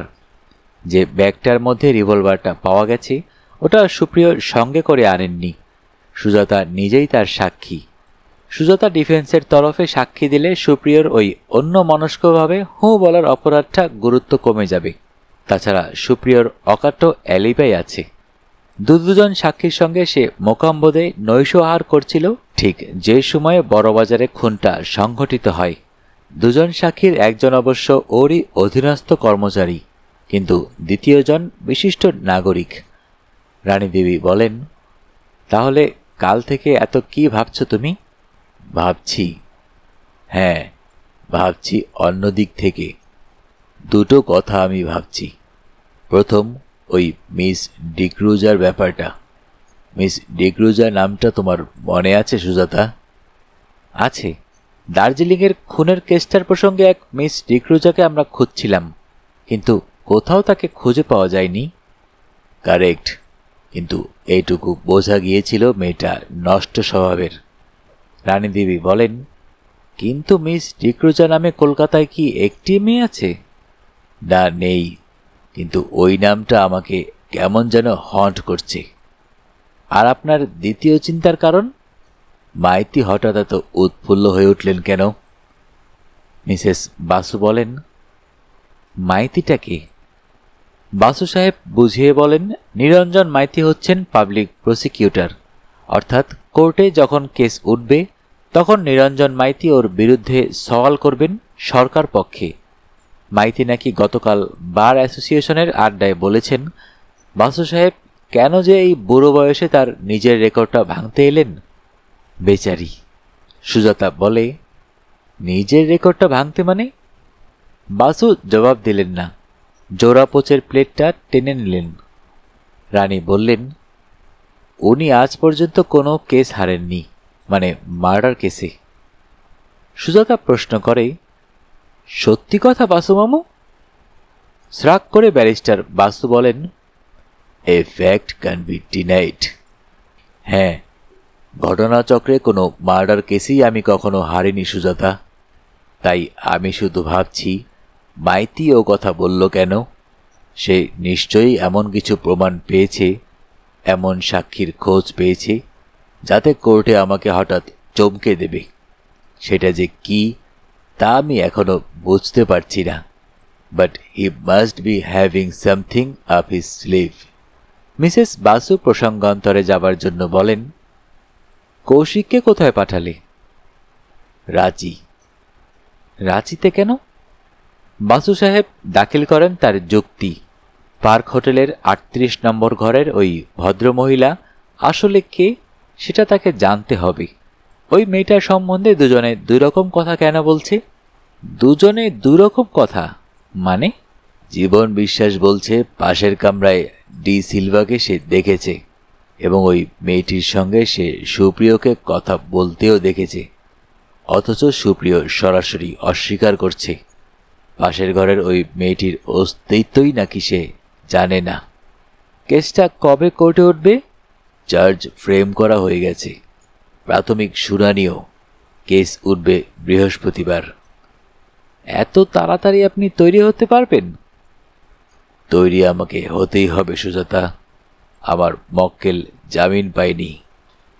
সোমবার সকালে বাসু সাহেবের জুনিয়র প্রদ্যোত নাথ এসে জানালো, জীবন বিশ্বাসকে সামন করা হয়েছে, কিন্তু তার আগেই ওকে থানা থেকে ডেকে নিয়ে গিয়েছিল। সেখানে সে একটা এজাহার দিয়ে এসেছে। তাই নাকি? তা এজাহারে কি বলেছে সে? আমাদের কাছে যা বলেছে সেই সব কথাই, তবে ব্ল্যাক মানির কথা স্বীকার করেনি। অ্যালিবাইয়ের কথা? তা বলেছে। জীবনবাবু বললেন, থানা অফিসার ওই মোকাম্বর ব্যাপারে খুব বিস্তারিত প্রশ্ন করেছে। কখন ওরা আসেন, কখন যান, মানে কে কোন আইটেম খেয়েছেন তাও। সব কথাই সে সত্যি বলেছে তো? তাই তো বললেন আমাকে। আর যদুপতি সিংহানিয়া, তাকে সমন ধরানো হয়েছে তো? না স্যার, তিনি বাড়ি ছেড়ে একেবারে নিরুদ্দেশ। নিরুদ্দেশ মানে? কেউ জানে না তিনি কোথায়? আগে না, আমার মনে হয় পাচ্ছে আদালতে ওই 2 লাখ টাকা ব্ল্যাক মানির প্রসঙ্গটা উঠে পড়ে, তাই তিনি গা ঢাকা দিয়েছেন। বাসু সাহেব বলেন, তবে তো কেসটা আবার কাচিয়ে গেল। রাত্রে ট্রেনে কৌশিক ফিরে এলো। রাঁচি থেকে সে জেনে এসেছে মিস্টার ডি সিলভাকে সত্যি 8 তারিখে ওখানকার মানসিক হাসপাতাল থেকে মুক্ত করা হয়। তাকে নিয়ে যায় তারই দিদি মিস ডি সিলভা। হাসপাতালের কর্তৃপক্ষ মেয়েটির যা বর্ণনা দিয়েছেন, পার্ক হোটেলের বেয়ারা হরিমোহনও তাই দিয়েছে। সুতরাং ওখানে সন্দেহের কোনো অবকাশ নেই। কিন্তু তাহলে সুপ্রিয় কেন তার অস্তিত্বটাই অস্বীকার করছে? সন্ধ্যাবেলা গাড়িটা বার করে বাসু সাহেব কৌশিককে নিয়ে চলে এলেন চৌরঙ্গী অঞ্চলে। প্রথমে মোকাম্বো। সেখানে কিছুই সুবিধা হলো না। না ওদের ম্যানেজার, না কোনো বেয়ারা, কেউই ধনকুবের যদুপতি সিংহানিয়াকে চেনে না। সেটাই স্বাভাবিক। এমন কত লক্ষপতি আছে কলকাতা শহরে, যারা নিত্য মোকাম্বোতে এসে সান্ধ্য আসর জমায়, খাদ্যে আর পানীয়ে। দ্বিতীয়ত পার্ক হোটেল। এখানে হরিমোহন বরং কিছু খবর দিতে পারল। হ্যাঁ, 38 নম্বরের সেই মেম সাহেবকে তার মনে আছে, তার পাগল ভাইকেও। না, সে চেঁচামেচি কিছু করত না। কেমন যেন জড়বুদ্ধি, ধন্দ ধরা মানুষ। সবসময় গোজ হয়ে বসে থাকত একটা চেয়ারে।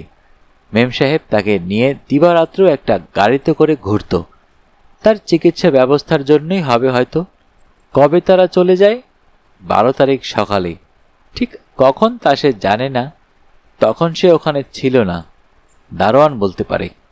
দারোয়ানকেও প্রশ্ন করা হলো। তারও মনে আছে ওদের প্রস্থান পর্বটা।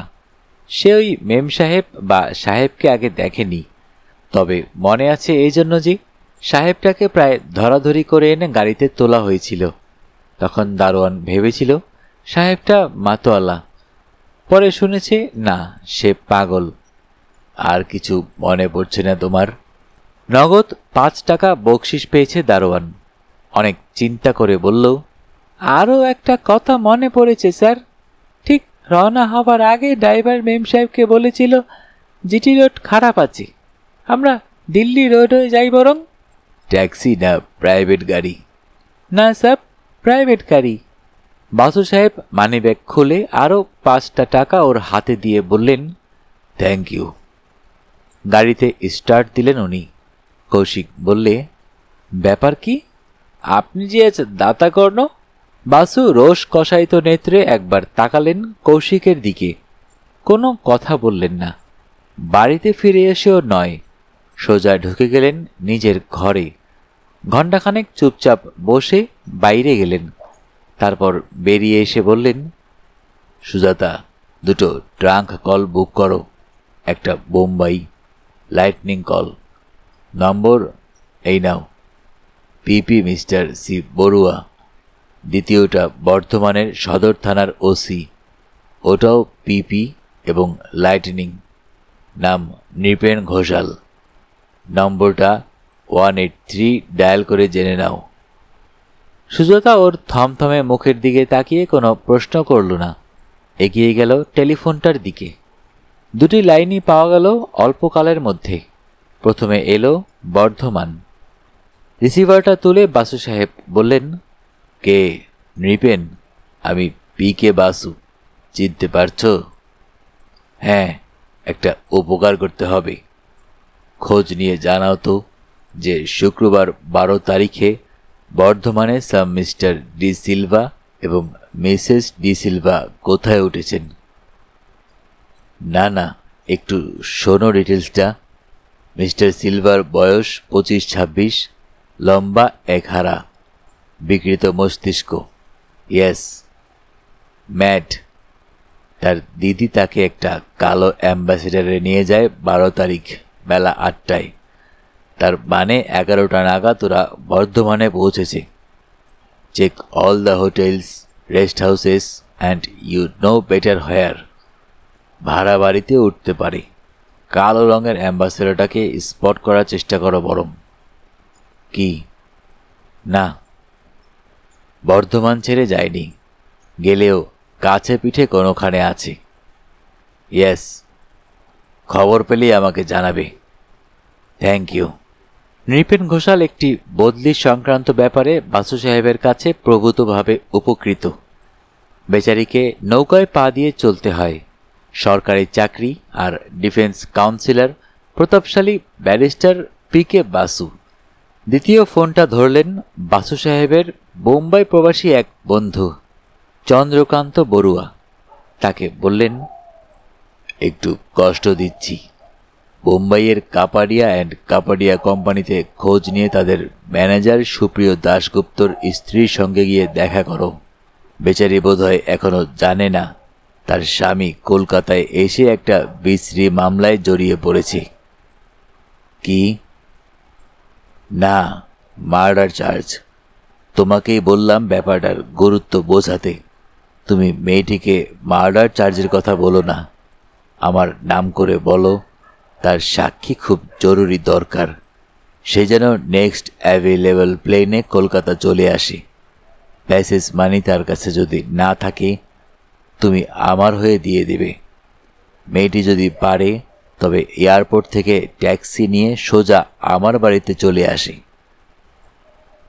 যদি পারো তবে ওকে প্লেনে তুলে দিয়ে আমাকে একটা ফোন করো। Yes, yes, all expenses are mine. Chair.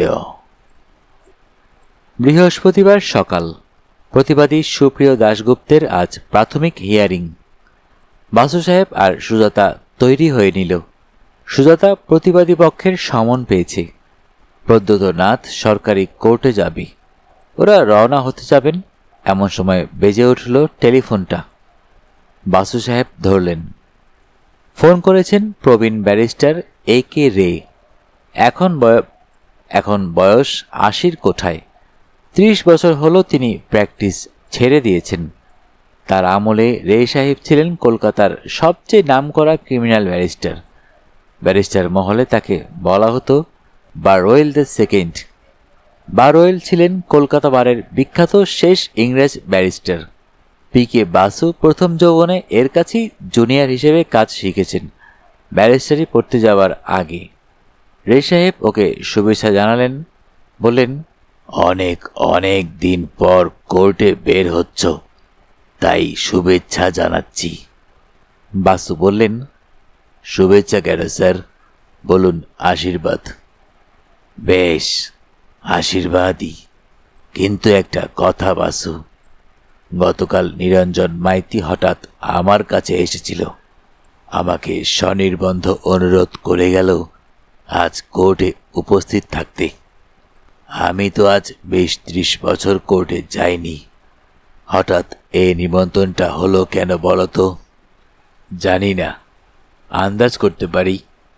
সে কি বলল?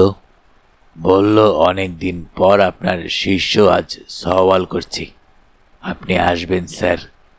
আমি নিমন্ত্রণ করতে এসেছি, কিন্তু ওর চোখ মুখ দেখে আমার মনে হলো, আপনার দৃষ্টি ভুল করে না স্যার, আপনি ঠিকই ভেবেছেন। মাইতি বার অ্যাসোসিয়েশনেও বলে এসেছে এই কেসে সে আমার রেকর্ড ভাঙবে, অর্থাৎ অ্যাকিউজডের কনভিকশন হবে। কেসটা কি? 302? Yes sir. কি বুঝছ? কেসটা কি খারাপ? 50-50। কিন্তু আমার আশঙ্কা হচ্ছে মাইতি এমন কিছু এভিডেন্স পেয়েছে যার কোনো হদিসই আমি এখনো পাইনি। He has something of his sleeve. কোর্টের ভিতর ড্রামাটিক্যালি সে সেটা পেশ করতে চায়। তাতেই আপনাদের সকলকে নিমন্ত্রণ করেছে। আমারও তাই মনে হলো। এনিওয়ে, যদি প্রয়োজন মনে করো তাহলে কোর্ট থেকে ফেরার পথে আমার সঙ্গে কনসাল্ট করো। তারপর একটু ইতস্তত করে বললেন, you can well appreciate Basu, I just can't afford to see my hitherto undefeated colleague. Colleague নয় স্যার, শিষ্য বলুন। ওয়েল মাই বয়, শিষ্যই। যাক, তোমার দেরি হয়ে যাচ্ছে। Best of luck. প্রবীণ গুরুর আশীর্বাদ নিয়ে বাসু সাহেব যখন কোর্টে এসে উপস্থিত হলেন তখন কোর্ট বসেছে। আদালতে তিল ধারণের স্থান নেই। Barrister PK. বাসু নতুন করে প্র্যাকটিস শুরু করছেন, এ খবর আইনজীবী মহলে ছড়িয়ে পড়েছে। বার অ্যাসোসিয়েশন ভেঙে পড়েছে। দর্শকদের আসন অনেক আগেই পূর্ণ হয়ে গেছে। অনেকে দেওয়াল ঘেঁষে সার দিয়ে দাঁড়িয়ে আছে। কিছু প্রেসের লোকও এসেছে। কোর্ট থেকে তাদের নির্দেশ দেওয়া হয়েছে যেন আদালত চলাকালে কোনো ফটো না তোলা হয়। বিচক্ষণ বিচারক জাস্টিস সদানন্দ ভাদুরী নিজের আসনে এসে বসলেন। জুরির মাধ্যমে আজকাল আর বিচার হয় না। জুরি নেই। একটু নিচের ধাপে বসে আছেন দুজন কোর্ট পেশকার। প্রথমাফিক বাদী ও প্রতিবাদী প্রস্তুত আছেন কিনা জেনে নিয়ে বিচারক বিচার আরম্ভ ঘোষণা করলেন। পাবলিক প্রসিকিউটর বিশালায়তন প্রবীণ আইনজীবী নিরঞ্জন মাইতির দিকে তাকিয়ে বলেন, প্রারম্ভিক ভাষণ। মাইতি খুশিতে ডগমগ। উঠে দাঁড়িয়ে অভিবাদন করে বললেন, আদালত যদি অনুমতি দেন আমি একটি সংক্ষিপ্ত প্রারম্ভিক ভাষণ দিতে ইচ্ছুক। আমরা আশা রাখি যে আমরা প্রমাণ করব আসামি সুপ্রিয় দাশগুপ্ত গত 11 এপ্রিল বৃহস্পতিবার রাত প্রায় 7:45টার সময় বড়বাজারে মিস্টার এমপি জৈনের গদিতে আরও 3টি সঙ্গীর সঙ্গে অনধিকার প্রবেশ করে। আমরা প্রমাণ করব যে সে ভয় দেখিয়ে ওই দোকানের ক্যাশিয়ার সুকুমার বসুর কাছ থেকে 60,000 টাকা ছিনিয়ে নেয় এবং মিস্টার এমপি জৈনের নিজের রিভলভারটি তার হাত থেকে ছিনিয়ে নিয়ে তাকে গুলিবদ্ধ করে হত্যা করে। আমরা আশা রাখি আসামি সুপ্রিয় দাশগুপ্তের বিরুদ্ধে অনধিকার প্রবেশ, ডাকাতি, আনলাইসেন্সড রিভলভার রাখা ও হত্যার অপরাধ প্রমাণিত হবে এবং আমরা আশা রাখি মহামান্য আদালত এক্ষেত্রে আসামির প্রতি চরম দণ্ড বিধান করবেন। এই কথা বলে নিরঞ্জন মাইতি আসন গ্রহণ করলেন। উকিল মহলে একটা গুঞ্জন উঠল। পিপি নিরঞ্জন মাইতিও শুরুতেই একটি রেকর্ড করলেন। এত সংক্ষিপ্ত প্রারম্ভিক ভাষণ তিনি নাকি জীবনে দেননি। জজ সাহেবও বোধ করি এটা আশা করেননি। মাইতি শেষ করার পরেও তিনি আশা করেছিলেন মাইতি বুঝি উঠে আবার কিছু বলবেন। মাইতি সত্যি উঠলেন আবার। হেসে বললেন, that's all milord. Justice Bhaduri এবার প্রতিবাদী আইনজীবীদের দিকে ফিরলেন। পাশাপাশি বসে আছেন ব্যারিস্টার পি কে বাসু এবং তার সহকারী প্রদ্যোত নাথ। জাস্টিস ভাদুরী বললেন, এবার আপনারা প্রারম্ভিক ভাষণ দিতে পারেন। বাসু সাহেব উঠে দাঁড়ালেন, কিছু একটা বলতে গেলেন। হঠাৎ তার দৃষ্টি পড়ল আদালতের প্রবেশদ্বারের দিকে। চমকে উঠলেন তিনি। সংক্ষেপে বিচারককে বললেন, দ্যাটস মিলর্ড, আমি কোনো প্রারম্ভিক ভাষণ দেব না। বিচারকের দিকে একটি বাও করে বাসু সাহেব তার আসন ছেড়ে এগিয়ে গেলেন দ্বারের দিকে। শুভ্র কেশ, অতি বৃদ্ধ এ কে রে লাঠি ঠুকঠুক করতে করতে এগিয়ে আসছিলেন।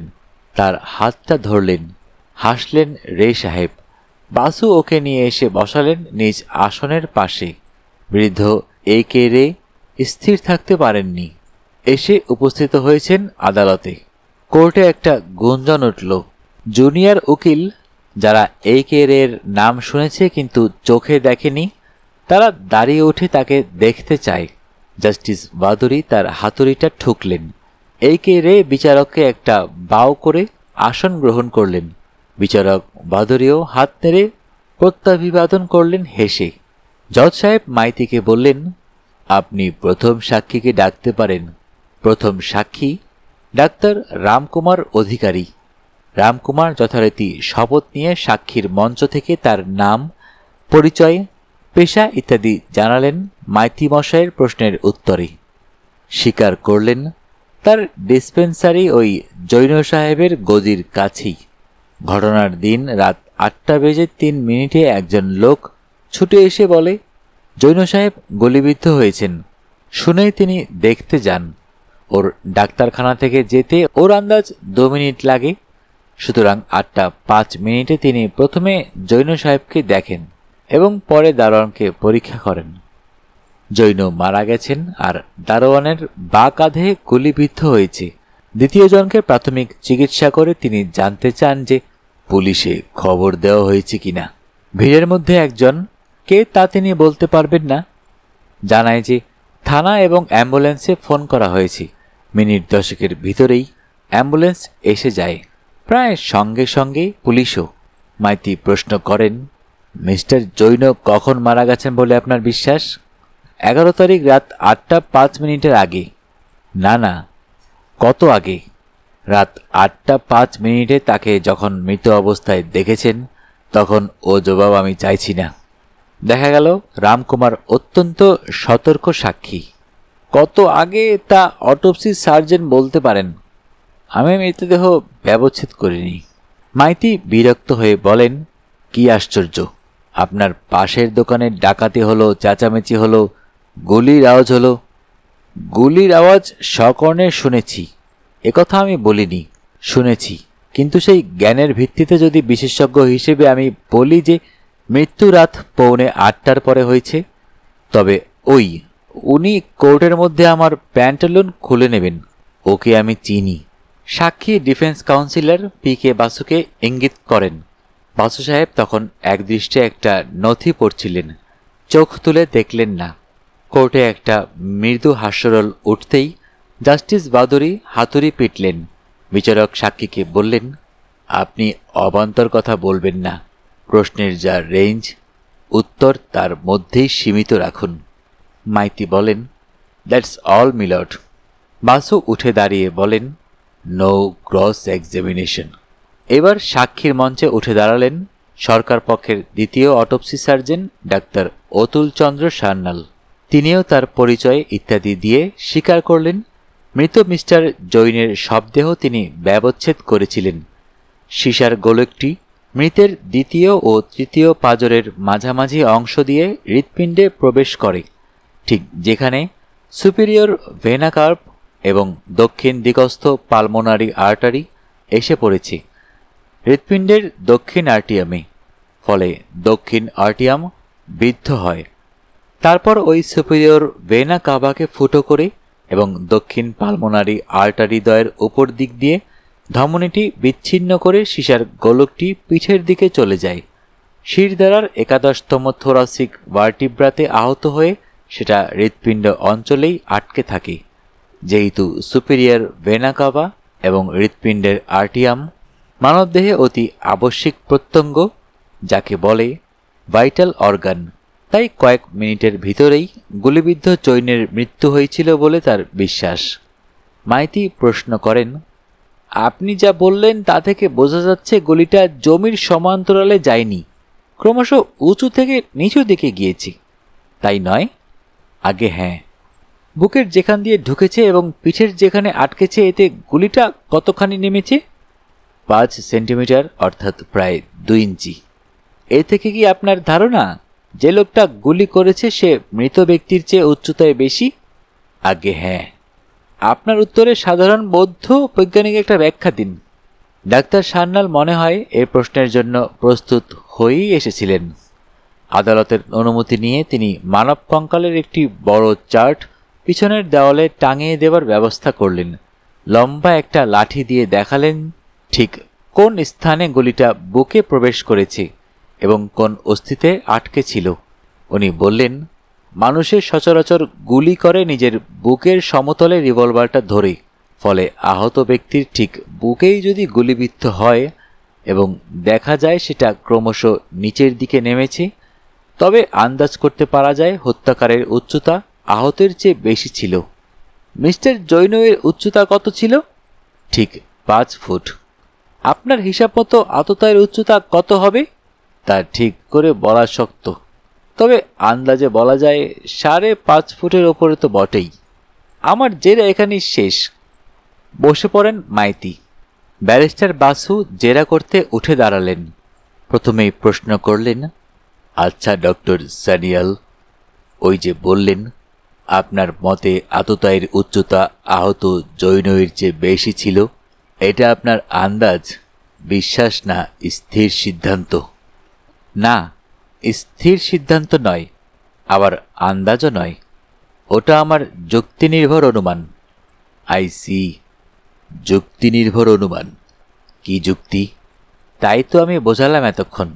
আমি বুঝিনি। সেটা আমার দুর্ভাগ্য। আমি চেষ্টার ত্রুটি করিনি।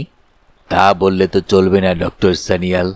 আপনি মানবদেহ সম্বন্ধে একজন বিশেষজ্ঞ, কিন্তু আমি শারীরবিদ্যার কিছুই জানি না। আমাদের বোধগম্য ভাষায় আপনাকে বুঝিয়ে দিতে হবে বই কি। আচ্ছা, আমি একে একে প্রশ্ন করি, আপনি বুঝিয়ে দিন। ধরুন, গুলি করার মুহূর্তে যদি আততায়ী বা আহতের মধ্যে একজন বসে থাকত অথবা কুঁজো হয়ে দাঁড়াতো, তাহলে আপনার যুক্তিনির্ভর অনুমানটা টেকে না, কেমন? না, টেকে না। আততায়ী যদি তার নিজের বুকের সমতলে রিভলভারটা না ধরে, তাহলেও ও যুক্তি টেকে না। কারেক্ট? ইয়েস। আপনি জানেন যে আয়রন সেফটায় পৌঁছতে গেলে 2টি ধাপ উঠতে হয়। সেক্ষেত্রে আততায়ী যদি সেই সিঁড়ির ওপর থেকে গুলি ছুঁড়ে থাকে, তবে বামন হওয়া সত্ত্বেও গুলি ওইভাবে মৃতের দেহে ঢুকতে পারত।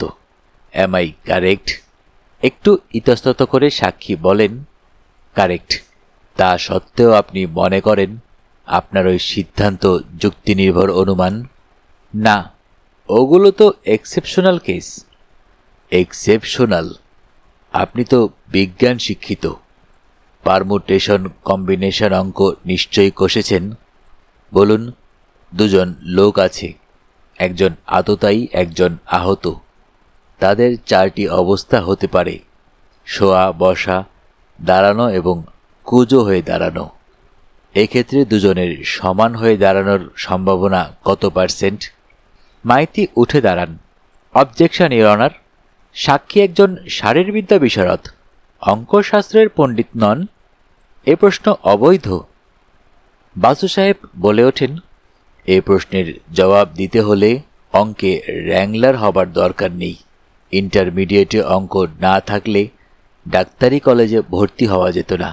যে প্রশ্ন আমি করেছি, উনি যখন পাশ করেছেন তখন তা আইএসসিতে কষানো হতো। এই রুডিমেন্টাল অঙ্ক উনি ভুলে গিয়ে না থাকলে ওর বলা উচিত মাত্র 6.25%। জাস্টিস ভাদুরী বলেন, অবজেকশন ওভাররুলড। সাক্ষী রুমাল দিয়ে মুখটা মুছে বললেন, খাতা পেন্সিল ছাড়া আমি ওটা কষে বার করতে পারবো না, তবে মনে হয় শতকরা 10%-এর কম। যেই পার্সেন্টেজটা এখন বলছেন সেটা আপনার আন্দাজ, স্থির সিদ্ধান্ত না যুক্তিনির্ভর অনুমান? আন্দাজ। ঠিক আছে, অঙ্কশাস্ত্র থাক, ডাক্তারির প্রশ্নেরই জবাব দিন। থোরাসিক অথবা ডরসাল ভার্টিব্রার সংখ্যা 12টা। Am I correct? ইয়েস। 11তম থোরাসিক ভার্টিব্রার অবস্থান প্রায় নাভিকুণ্ডের সম উচ্চতায়। Am I correct? আমি তখন 11তম থোরাসিক ভার্টিব্রার কথা বলিনি, স্পাইনাল কলমের 11তম অস্থির। বাধা দিয়ে বাসু বলেন, আনসার মি। 11তম থোরাসিক ভার্টিব্রার অবস্থান প্রায় নাভিকুণ্ডের সম উচ্চতায়। Yes or no? কি আশ্চর্য! আমি তখন I ask for the third time. 11তম থোরাসিক ভার্টিব্রার প্রশ্নটা শেষ করতে দেন না সাক্ষী, তার আগেই বলেন, ইয়েস।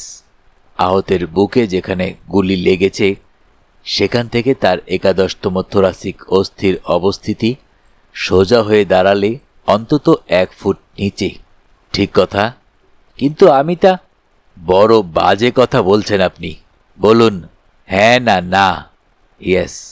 আপনার যুক্তিনির্ভর থিওরি অনুযায়ী, অর্থাৎ ওই 6.25% সম্ভাবনা যদি কোনো ক্রমে কার্যকরী হয়, দুজনেই যদি খাড়া হয়ে দাঁড়ায় এবং আততায়ী তার বুকের লেভেল থেকে গুলি করে, সেই ক্ষেত্রে আততায়ীর উচ্চতা 10 থেকে 12 ফুট হওয়া উচিত। বলুন হ্যাঁ না না। মরিয়া হয়ে সাক্ষী বলেন, আপনি শুধু শুধু ব্যাপারটা গুলিয়ে দিচ্ছেন। আমি 11 থোরাসিক ভার্টিব্রার কথা আদৌ বলিনি। বাসু সাহেব হাত তুলে সাক্ষীকে থামতে বলেন। জজ সাহেবকে বলেন, মহামান্য আদালতকে অনুরোধ করছি, সাক্ষীর জবানবন্দির ওই অংশ তাকে পড়ে শোনানো হোক, ওই যেখানে উনি সীসার গোলকটা শব ব্যবচ্ছেদের সময় পেয়েছেন। বাসু সাহেব বসে পড়েন, রুমাল দিয়ে চশমার কাচটা মোছেন। বিচারকের অনুমতি অনুসারে কোর্ট পেশকার পড়ে শোনায়, ফলে দক্ষিণ আর্টিয়াম বিদ্ধ হয়, তারপরেই সুপিরিয়র ভেনা কাভাকে ফুটো করে এবং দক্ষিণ পালমোনারি আর্টারিদ্বয়ের উপর দিকের ধমনীটি বিচ্ছিন্ন করে সীসার গোলকটি পিঠের দিকে চলে যায়। শিরদাঁড়ার 11তম থোরাসিক ভার্টিব্রাতে আহত হয়ে সেটা হৃৎপিণ্ড অঞ্চলেই আটকে থাকে। জবানবন্দি শেষ হতেই তড়াক করে উঠে দাঁড়ান বাসু সাহেব। Now answer me. আপনার যুক্তিনির্ভর অনুমান মতো আততায়ীর উচ্চতা 10 থেকে 12 ফুট হওয়া উচিত। মাইতি আপত্তি জানান, বলেন, সাক্ষী ইতিপূর্বে 11 থোরাসিক ভার্টিব্রার কথা মোটেই বলতে চাননি। শিরদাঁড়ার 11তম অস্থির কথা বলতে চেয়েছেন। শিরদাঁড়ার উপর দিকের প্রথম 7টি অস্থি থোরাসিক নয়। বাসু সাহেব উঠে দাঁড়িয়ে বিচারককে বলেন, মাননীয় সহযোগী যদি নিজেকে বিশেষজ্ঞ হিসেবে দাবি করেন, তবে তাকেই জেরা করার অনুমতি চাইছি। অন দ্য ভয়ের ডায়ার। কোর্টে একটা হাস্যরোল ওঠে। জাস্টিস ভাদুরী গম্ভীর হয়ে বলেন, আদালত এসব ব্যঙ্গোক্তি পছন্দ করেন না, কিন্তু এক্ষেত্রে ডিফেন্স কাউন্সিলের সঙ্গে আমি একমত। সাক্ষী কি বলতে চান তার ব্যাখ্যা আমরা বাদীপক্ষের উকিলের কাছে শুনতে চাই না। বিশেষজ্ঞ হিসেবে তিনি কি বলেছেন তা আমরা শুনেছি। Mister defence counsellor, you may proceed. আমার আর কিছু জিজ্ঞাসা নেই। আমি মাননীয় আদালতকে এই সিদ্ধান্তেই আসতে বলবো যে সাক্ষী শুধু অঙ্কশাস্ত্র নয়, ডাক্তারি শাস্ত্র বিষয়েও বিশেষজ্ঞ হিসেবে দাবি করতে পারেন না। স্পাইনাল কর্ডের 11তম অস্থিকে যিনি 18তম অস্থি বলতে পারেন, তার পক্ষে ফার্স্ট MB পাস করাও অসম্ভব। জাস্টিস ভাদুরী কঠিন স্বরে বলেন, আদালত কোন সিদ্ধান্তে আসবেন সেটা আদালতের বিচার্য। আই অ্যাগ্রি মিলর্ড, কিন্তু কথাও আমি আদালতকে ভেবে দেখতে বলবো যে বিশেষজ্ঞ হিসেবে সাক্ষী যে বলেছেন আততায়ীর উচ্চতা 5 ফুটের চেয়ে বেশি, তার কোনো যুক্তি নেই। জাস্টিস ভাদুরী একটু বিরক্ত হয়ে বলেন, মিস্টার পিপি, আপনার পরবর্তী সাক্ষীকে ডাকুন। পরবর্তী সাক্ষী ব্যালিস্টিক এক্সপার্ট জিতেন বসাক। তিনি তার সাক্ষ্যে এই সত্যই প্রতিষ্ঠিত করলেন যে এপি জৈনের মৃত্যু হয়েছে যে গুলিতে সেটা .38 বোর রিভলভারের। জৈনের নিজের রিভলভারটি ছিল ওই বোরের স্যাক্সবি কোম্পানির। তার নম্বর 759362 এবং আসামির নামে রিজার্ভ করা কুপে থেকে যে রিভলভারটি আবিষ্কৃত হয়েছে সেটারও ওই বোর এবং ওই নম্বর, অর্থাৎ সেটা জৈনের রিভলভার। রিভলভারটি পিপলস এক্সিবিট হিসেবে চিহ্নিত হল। বাসু সাহেব তাকে কোনো প্রশ্ন করলেন না। প্রদ্যুৎ নাথ জনান্তিকে তাকে বলে, ব্যালিস্টিক এক্সপার্টকে ক্রস করবেন না? বাসু নিম্নস্বরে বললেন, পণ্ডশ্রম, লোকটা আদ্যন্ত সত্যি কথা বলেছে। পাশে বসেছিলেন একে রে, তিনি শুধু বললেন, কারেক্ট। চতুর্থ সাক্ষী জৈনের ক্যাশিয়ার সুকুমার বসু। মাইতির প্রশ্নে সে নিজের নামধাম পরিচয় দিয়ে বৃহস্পতিবার সন্ধ্যা রাত্রের ঘটনার একটি নিখুঁত বর্ণনা দিল। বলল, 3 জন ডাকাতেরই মুখে রুমাল বাঁধা ছিল, তাদের চোখ দেখা যাচ্ছিল। মাইতি প্রশ্ন করেন, যে লোকটা গুলি করেছিল তাকে আপনি দেখেছেন? নিশ্চয়ই, আমার চোখের সামনেই তো সে গুলি করল। তার আকৃতির একটা বর্ণনা দিন। সাক্ষী আসামির দিকে তাকিয়ে বললে, উচ্চতা 5 ফুট 10 ইঞ্চি হবে, একহারা ফর্সা। ওদিকে কি দেখছেন? যিনি প্রশ্ন করছেন তার দিকে তাকান, বাধা দেন বাসু সাহেব। সাক্ষী থতমত খেয়ে যায়, আসামির দিকে আর তাকায় না। বলে, বয়স 25-26, বড় বড় জুলপি ছিল, চোখে কালো চশমা। মাইতি ওকে ভরসা দিয়ে বলেন, আমার দিকে কেন, ওই দিকে তাকিয়ে দেখুন। আপনার কি মনে হয় আততায়ীর চেহারার সঙ্গে আসামির চেহারার সাদৃশ্য আছে? আছে। কি সাদৃশ্য? দুজনের উচ্চতা এক, বয়স এক, দুজনেই ফর্সা এবং দুজনেরই বড় বড় জুলপি আছে। আপনার কি অনুমান আসামি সেই আততায়ী? Objection, your honour. সাক্ষী তার প্রত্যক্ষ অভিজ্ঞতার কথাই বলতে পারেন, তার অনুমান কোনো এভিডেন্স নয়। মাইতি হেসে বলেন, আচ্ছা, আমি প্রশ্নটা অন্যভাবে করছি। আপনি আততায়ীকে প্রত্যক্ষ করেছেন, আসামিকেও প্রত্যক্ষ করেছেন। এখন বলুন, দুজনের আকৃতি কি একই রকম? আগে হ্যাঁ। সবচেয়ে বেশি সাদৃশ্য কোথায় লক্ষ্য করছেন? ওই বড় বড় জুলপি। You may cross examine. বাসুকে অনুমতি দিয়ে আসন গ্রহণ করেন মাইতি। বাসু প্রথমেই জিজ্ঞাসা করেন, সুকুমার বাবু, আপনার নিজের হাইট কত? প্রথম প্রশ্নেই আপত্তি জানালেন পিপি। এই প্রশ্ন নাকি অবৈধ। সাক্ষীর উচ্চতার সঙ্গে মামলার কোনো সম্পর্ক নাকি নেই। বাসু জজ সাহেবকে বললেন, ইওর অনার, সাক্ষীকে দিয়ে আমি বলাতে চাইছি যে তার নিজের উচ্চতাও ওই 5 ফুট 10 ইঞ্চির কাছে। তিনিও এক হারা, হোয়াইটেক্স মাখলে তিনিও আসামির মতো ফর্সা হয়ে যাবেন এবং নিজেরও বড় বড় জুলফি আছে। অর্থাৎ আসামির মঞ্চে যদি আসামির পরিবর্তে একটি প্রমাণ সাইজ আয়না থাকত তাহলেও তার জবাব একরকমই হতো। যাই হোক, সহযোগী যখন আপত্তি করছেন তখন আমি না হয় অন্য প্রশ্ন করছি। বলুন সুকুমার বাবু, আপনি এখনই বলেছেন আসামিকে আততায়ী রূপে চিহ্নিত করবার সবচেয়ে বড় যুক্তি হচ্ছে তার বড় বড় জুলফি, তাই নয়? হ্যাঁ, তাই বলেছি। আপনি কেন অত বড় জুলফি রেখেছেন? Objection, your honour. ইররিলিভেন্ট। বিচারক বললেন, অবজেকশন সাস্টেইনড। বাসু হেসে বলেন, বড় বড় জুলফি রাখা আজকের দিনে একটা ফ্যাশন, তাই নয়? আগে হ্যাঁ, তাই তো দেখতে পাই। তাহলে শিকারি বিড়ালকে যেমন গোঁফ দেখে চেনা যায়, মানুষ শিকারীকে তেমনি জুলফি দেখে চেনা যায় না? মাইতি আজ পান থেকে চুন খসতে দেবেন না। তরাক করে উঠে দাঁড়ান আবার। আপত্তি জানিয়ে বলেন, সাক্ষী এ কথা বলেননি যে গোঁফ দেখে কিছু চেনা যায়? বাসু গম্ভীর হয়ে বলেন, না, গোঁফ দেখে চেনার কথা সাক্ষী সুকুমার বোস বলেননি, বলেছিলেন সুকুমার রায়। মাইতি অবাক হয়ে বলেন, মানে সুকুমার রায়? তিনি কে? বাসু গাম্ভীর্য বজায় রেখেই বলেন, না, সুকুমার রায় নিজেও কথা বলেননি, বলেছিলেন তার হেড অফিসার বড়বাবু। বড়বাবুর বদলে ক্যাশিয়ার বরং বলেছেন, জুলফির আমি, জুলফির তুমি, তাই নিয়ে যায় চেনা। আদালতে হাস্যরোল ওঠে। জাস্টিস বাদুড়ি তার হাতুড়ি পিটিয়ে গণ্ডগোল থামালেন। বাসুকে বললেন, I advise the counsel not to be ফ্রিবলাস।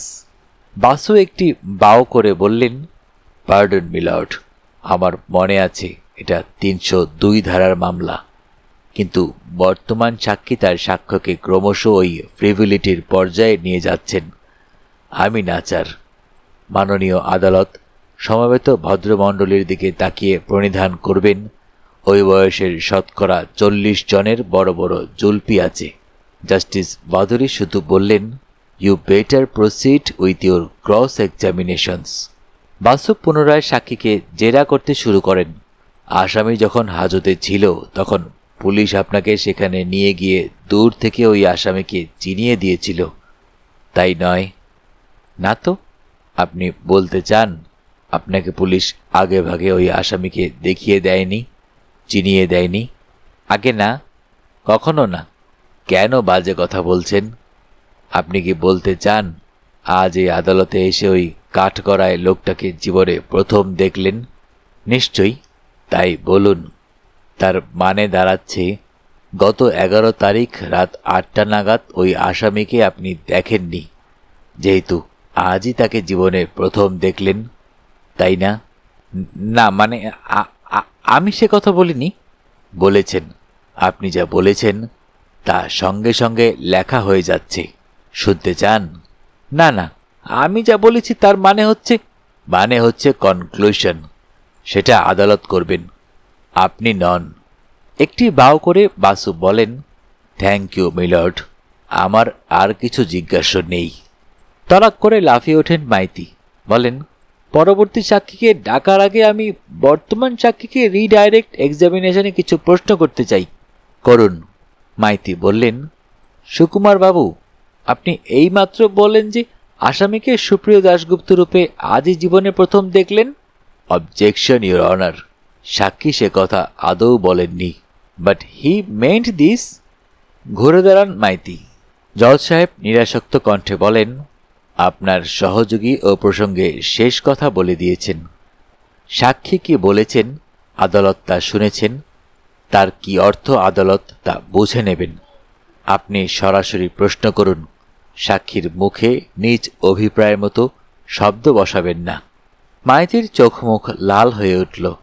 সামলে নিয়ে বললেন, সুকুমার বাবু, আপনি কি আসামি সুপ্রিয় দাশগুপ্তের সঙ্গে কখনো টেলিফোনে কথা বলেছেন? বলে থাকলে কবে? বলেছি, ঘটনার দিন, অর্থাৎ বৃহস্পতিবার, এবছরের 11 এপ্রিল। কখন? বিকাল 5টায়। কি কথা হয়েছিল? উনি টেলিফোনে আমার মালিকের খোঁজ করলেন। তিনি গদিতে নেই শুনে উনি নিজের নাম আর পরিচয় দিয়ে জিজ্ঞাসা করলেন, জাস্ট এ মিনিট, নিজ নাম আর পরিচয় বলতে?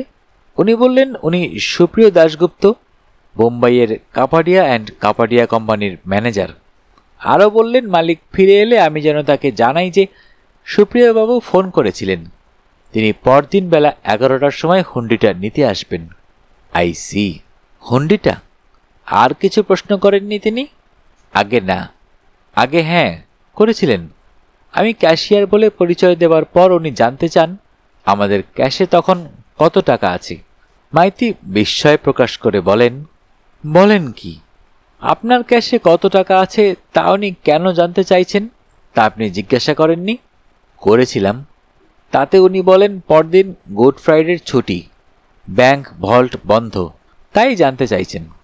তার মানে কি? মানে আমি জানি না। That's all milord. আসন গ্রহণ করেন মাইতি। বাসু সাহেব তখন সাক্ষীকে রিক্রস এক্সামিনেশন শুরু করলেন।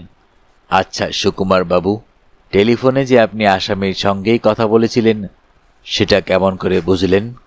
উনি তো তার নাম ধাম টেলিফোনে বললেন। সে তো টেলিফোনে যে কেউ বলতে পারে। পারে না? পারে। আপনি নিশ্চয়ই বলেছেন আসামিকে আপনি জীবনে কখনো আজকের আগে দেখেননি, কণ্ঠস্বরও শোনেননি নিশ্চয়ই। শুনেছেন? আগে না, তার মানে যে কেউ আসামির নাম পরিচয় নিয়েও কথা বলতে পারত? তা পারত। তাহলে কেন হলফ নিয়ে বললেন আসামি সুপ্রিয় দাশগুপ্তের সঙ্গে আপনি টেলিফোনে কথা বলেছেন? স্যার, আমি ভেবেছিলাম। ভেবেছিলেন? I see. বসে পড়েন বাসু। আদালত বেলা 2:30 পর্যন্ত বন্ধ রইল। মধ্যাহ্ন বিরতি। শুনতে শুনতে শেষ হয়ে গেল আমাদের আজকের গল্প। যারা এখনও অডিও বুক বাই মেহেদি চ্যানেলটি সাবস্ক্রাইব করেননি, অনুরোধ থাকবে চ্যানেলটি সাবস্ক্রাইব করে বেল আইকনটি অন করে দিবেন। সবাই ভালো থাকবেন, সুস্থ থাকবেন এবং বেশি বেশি করে বই পড়বেন, কারণ বইয়ের চেয়ে ভালো বন্ধু আর হয় না।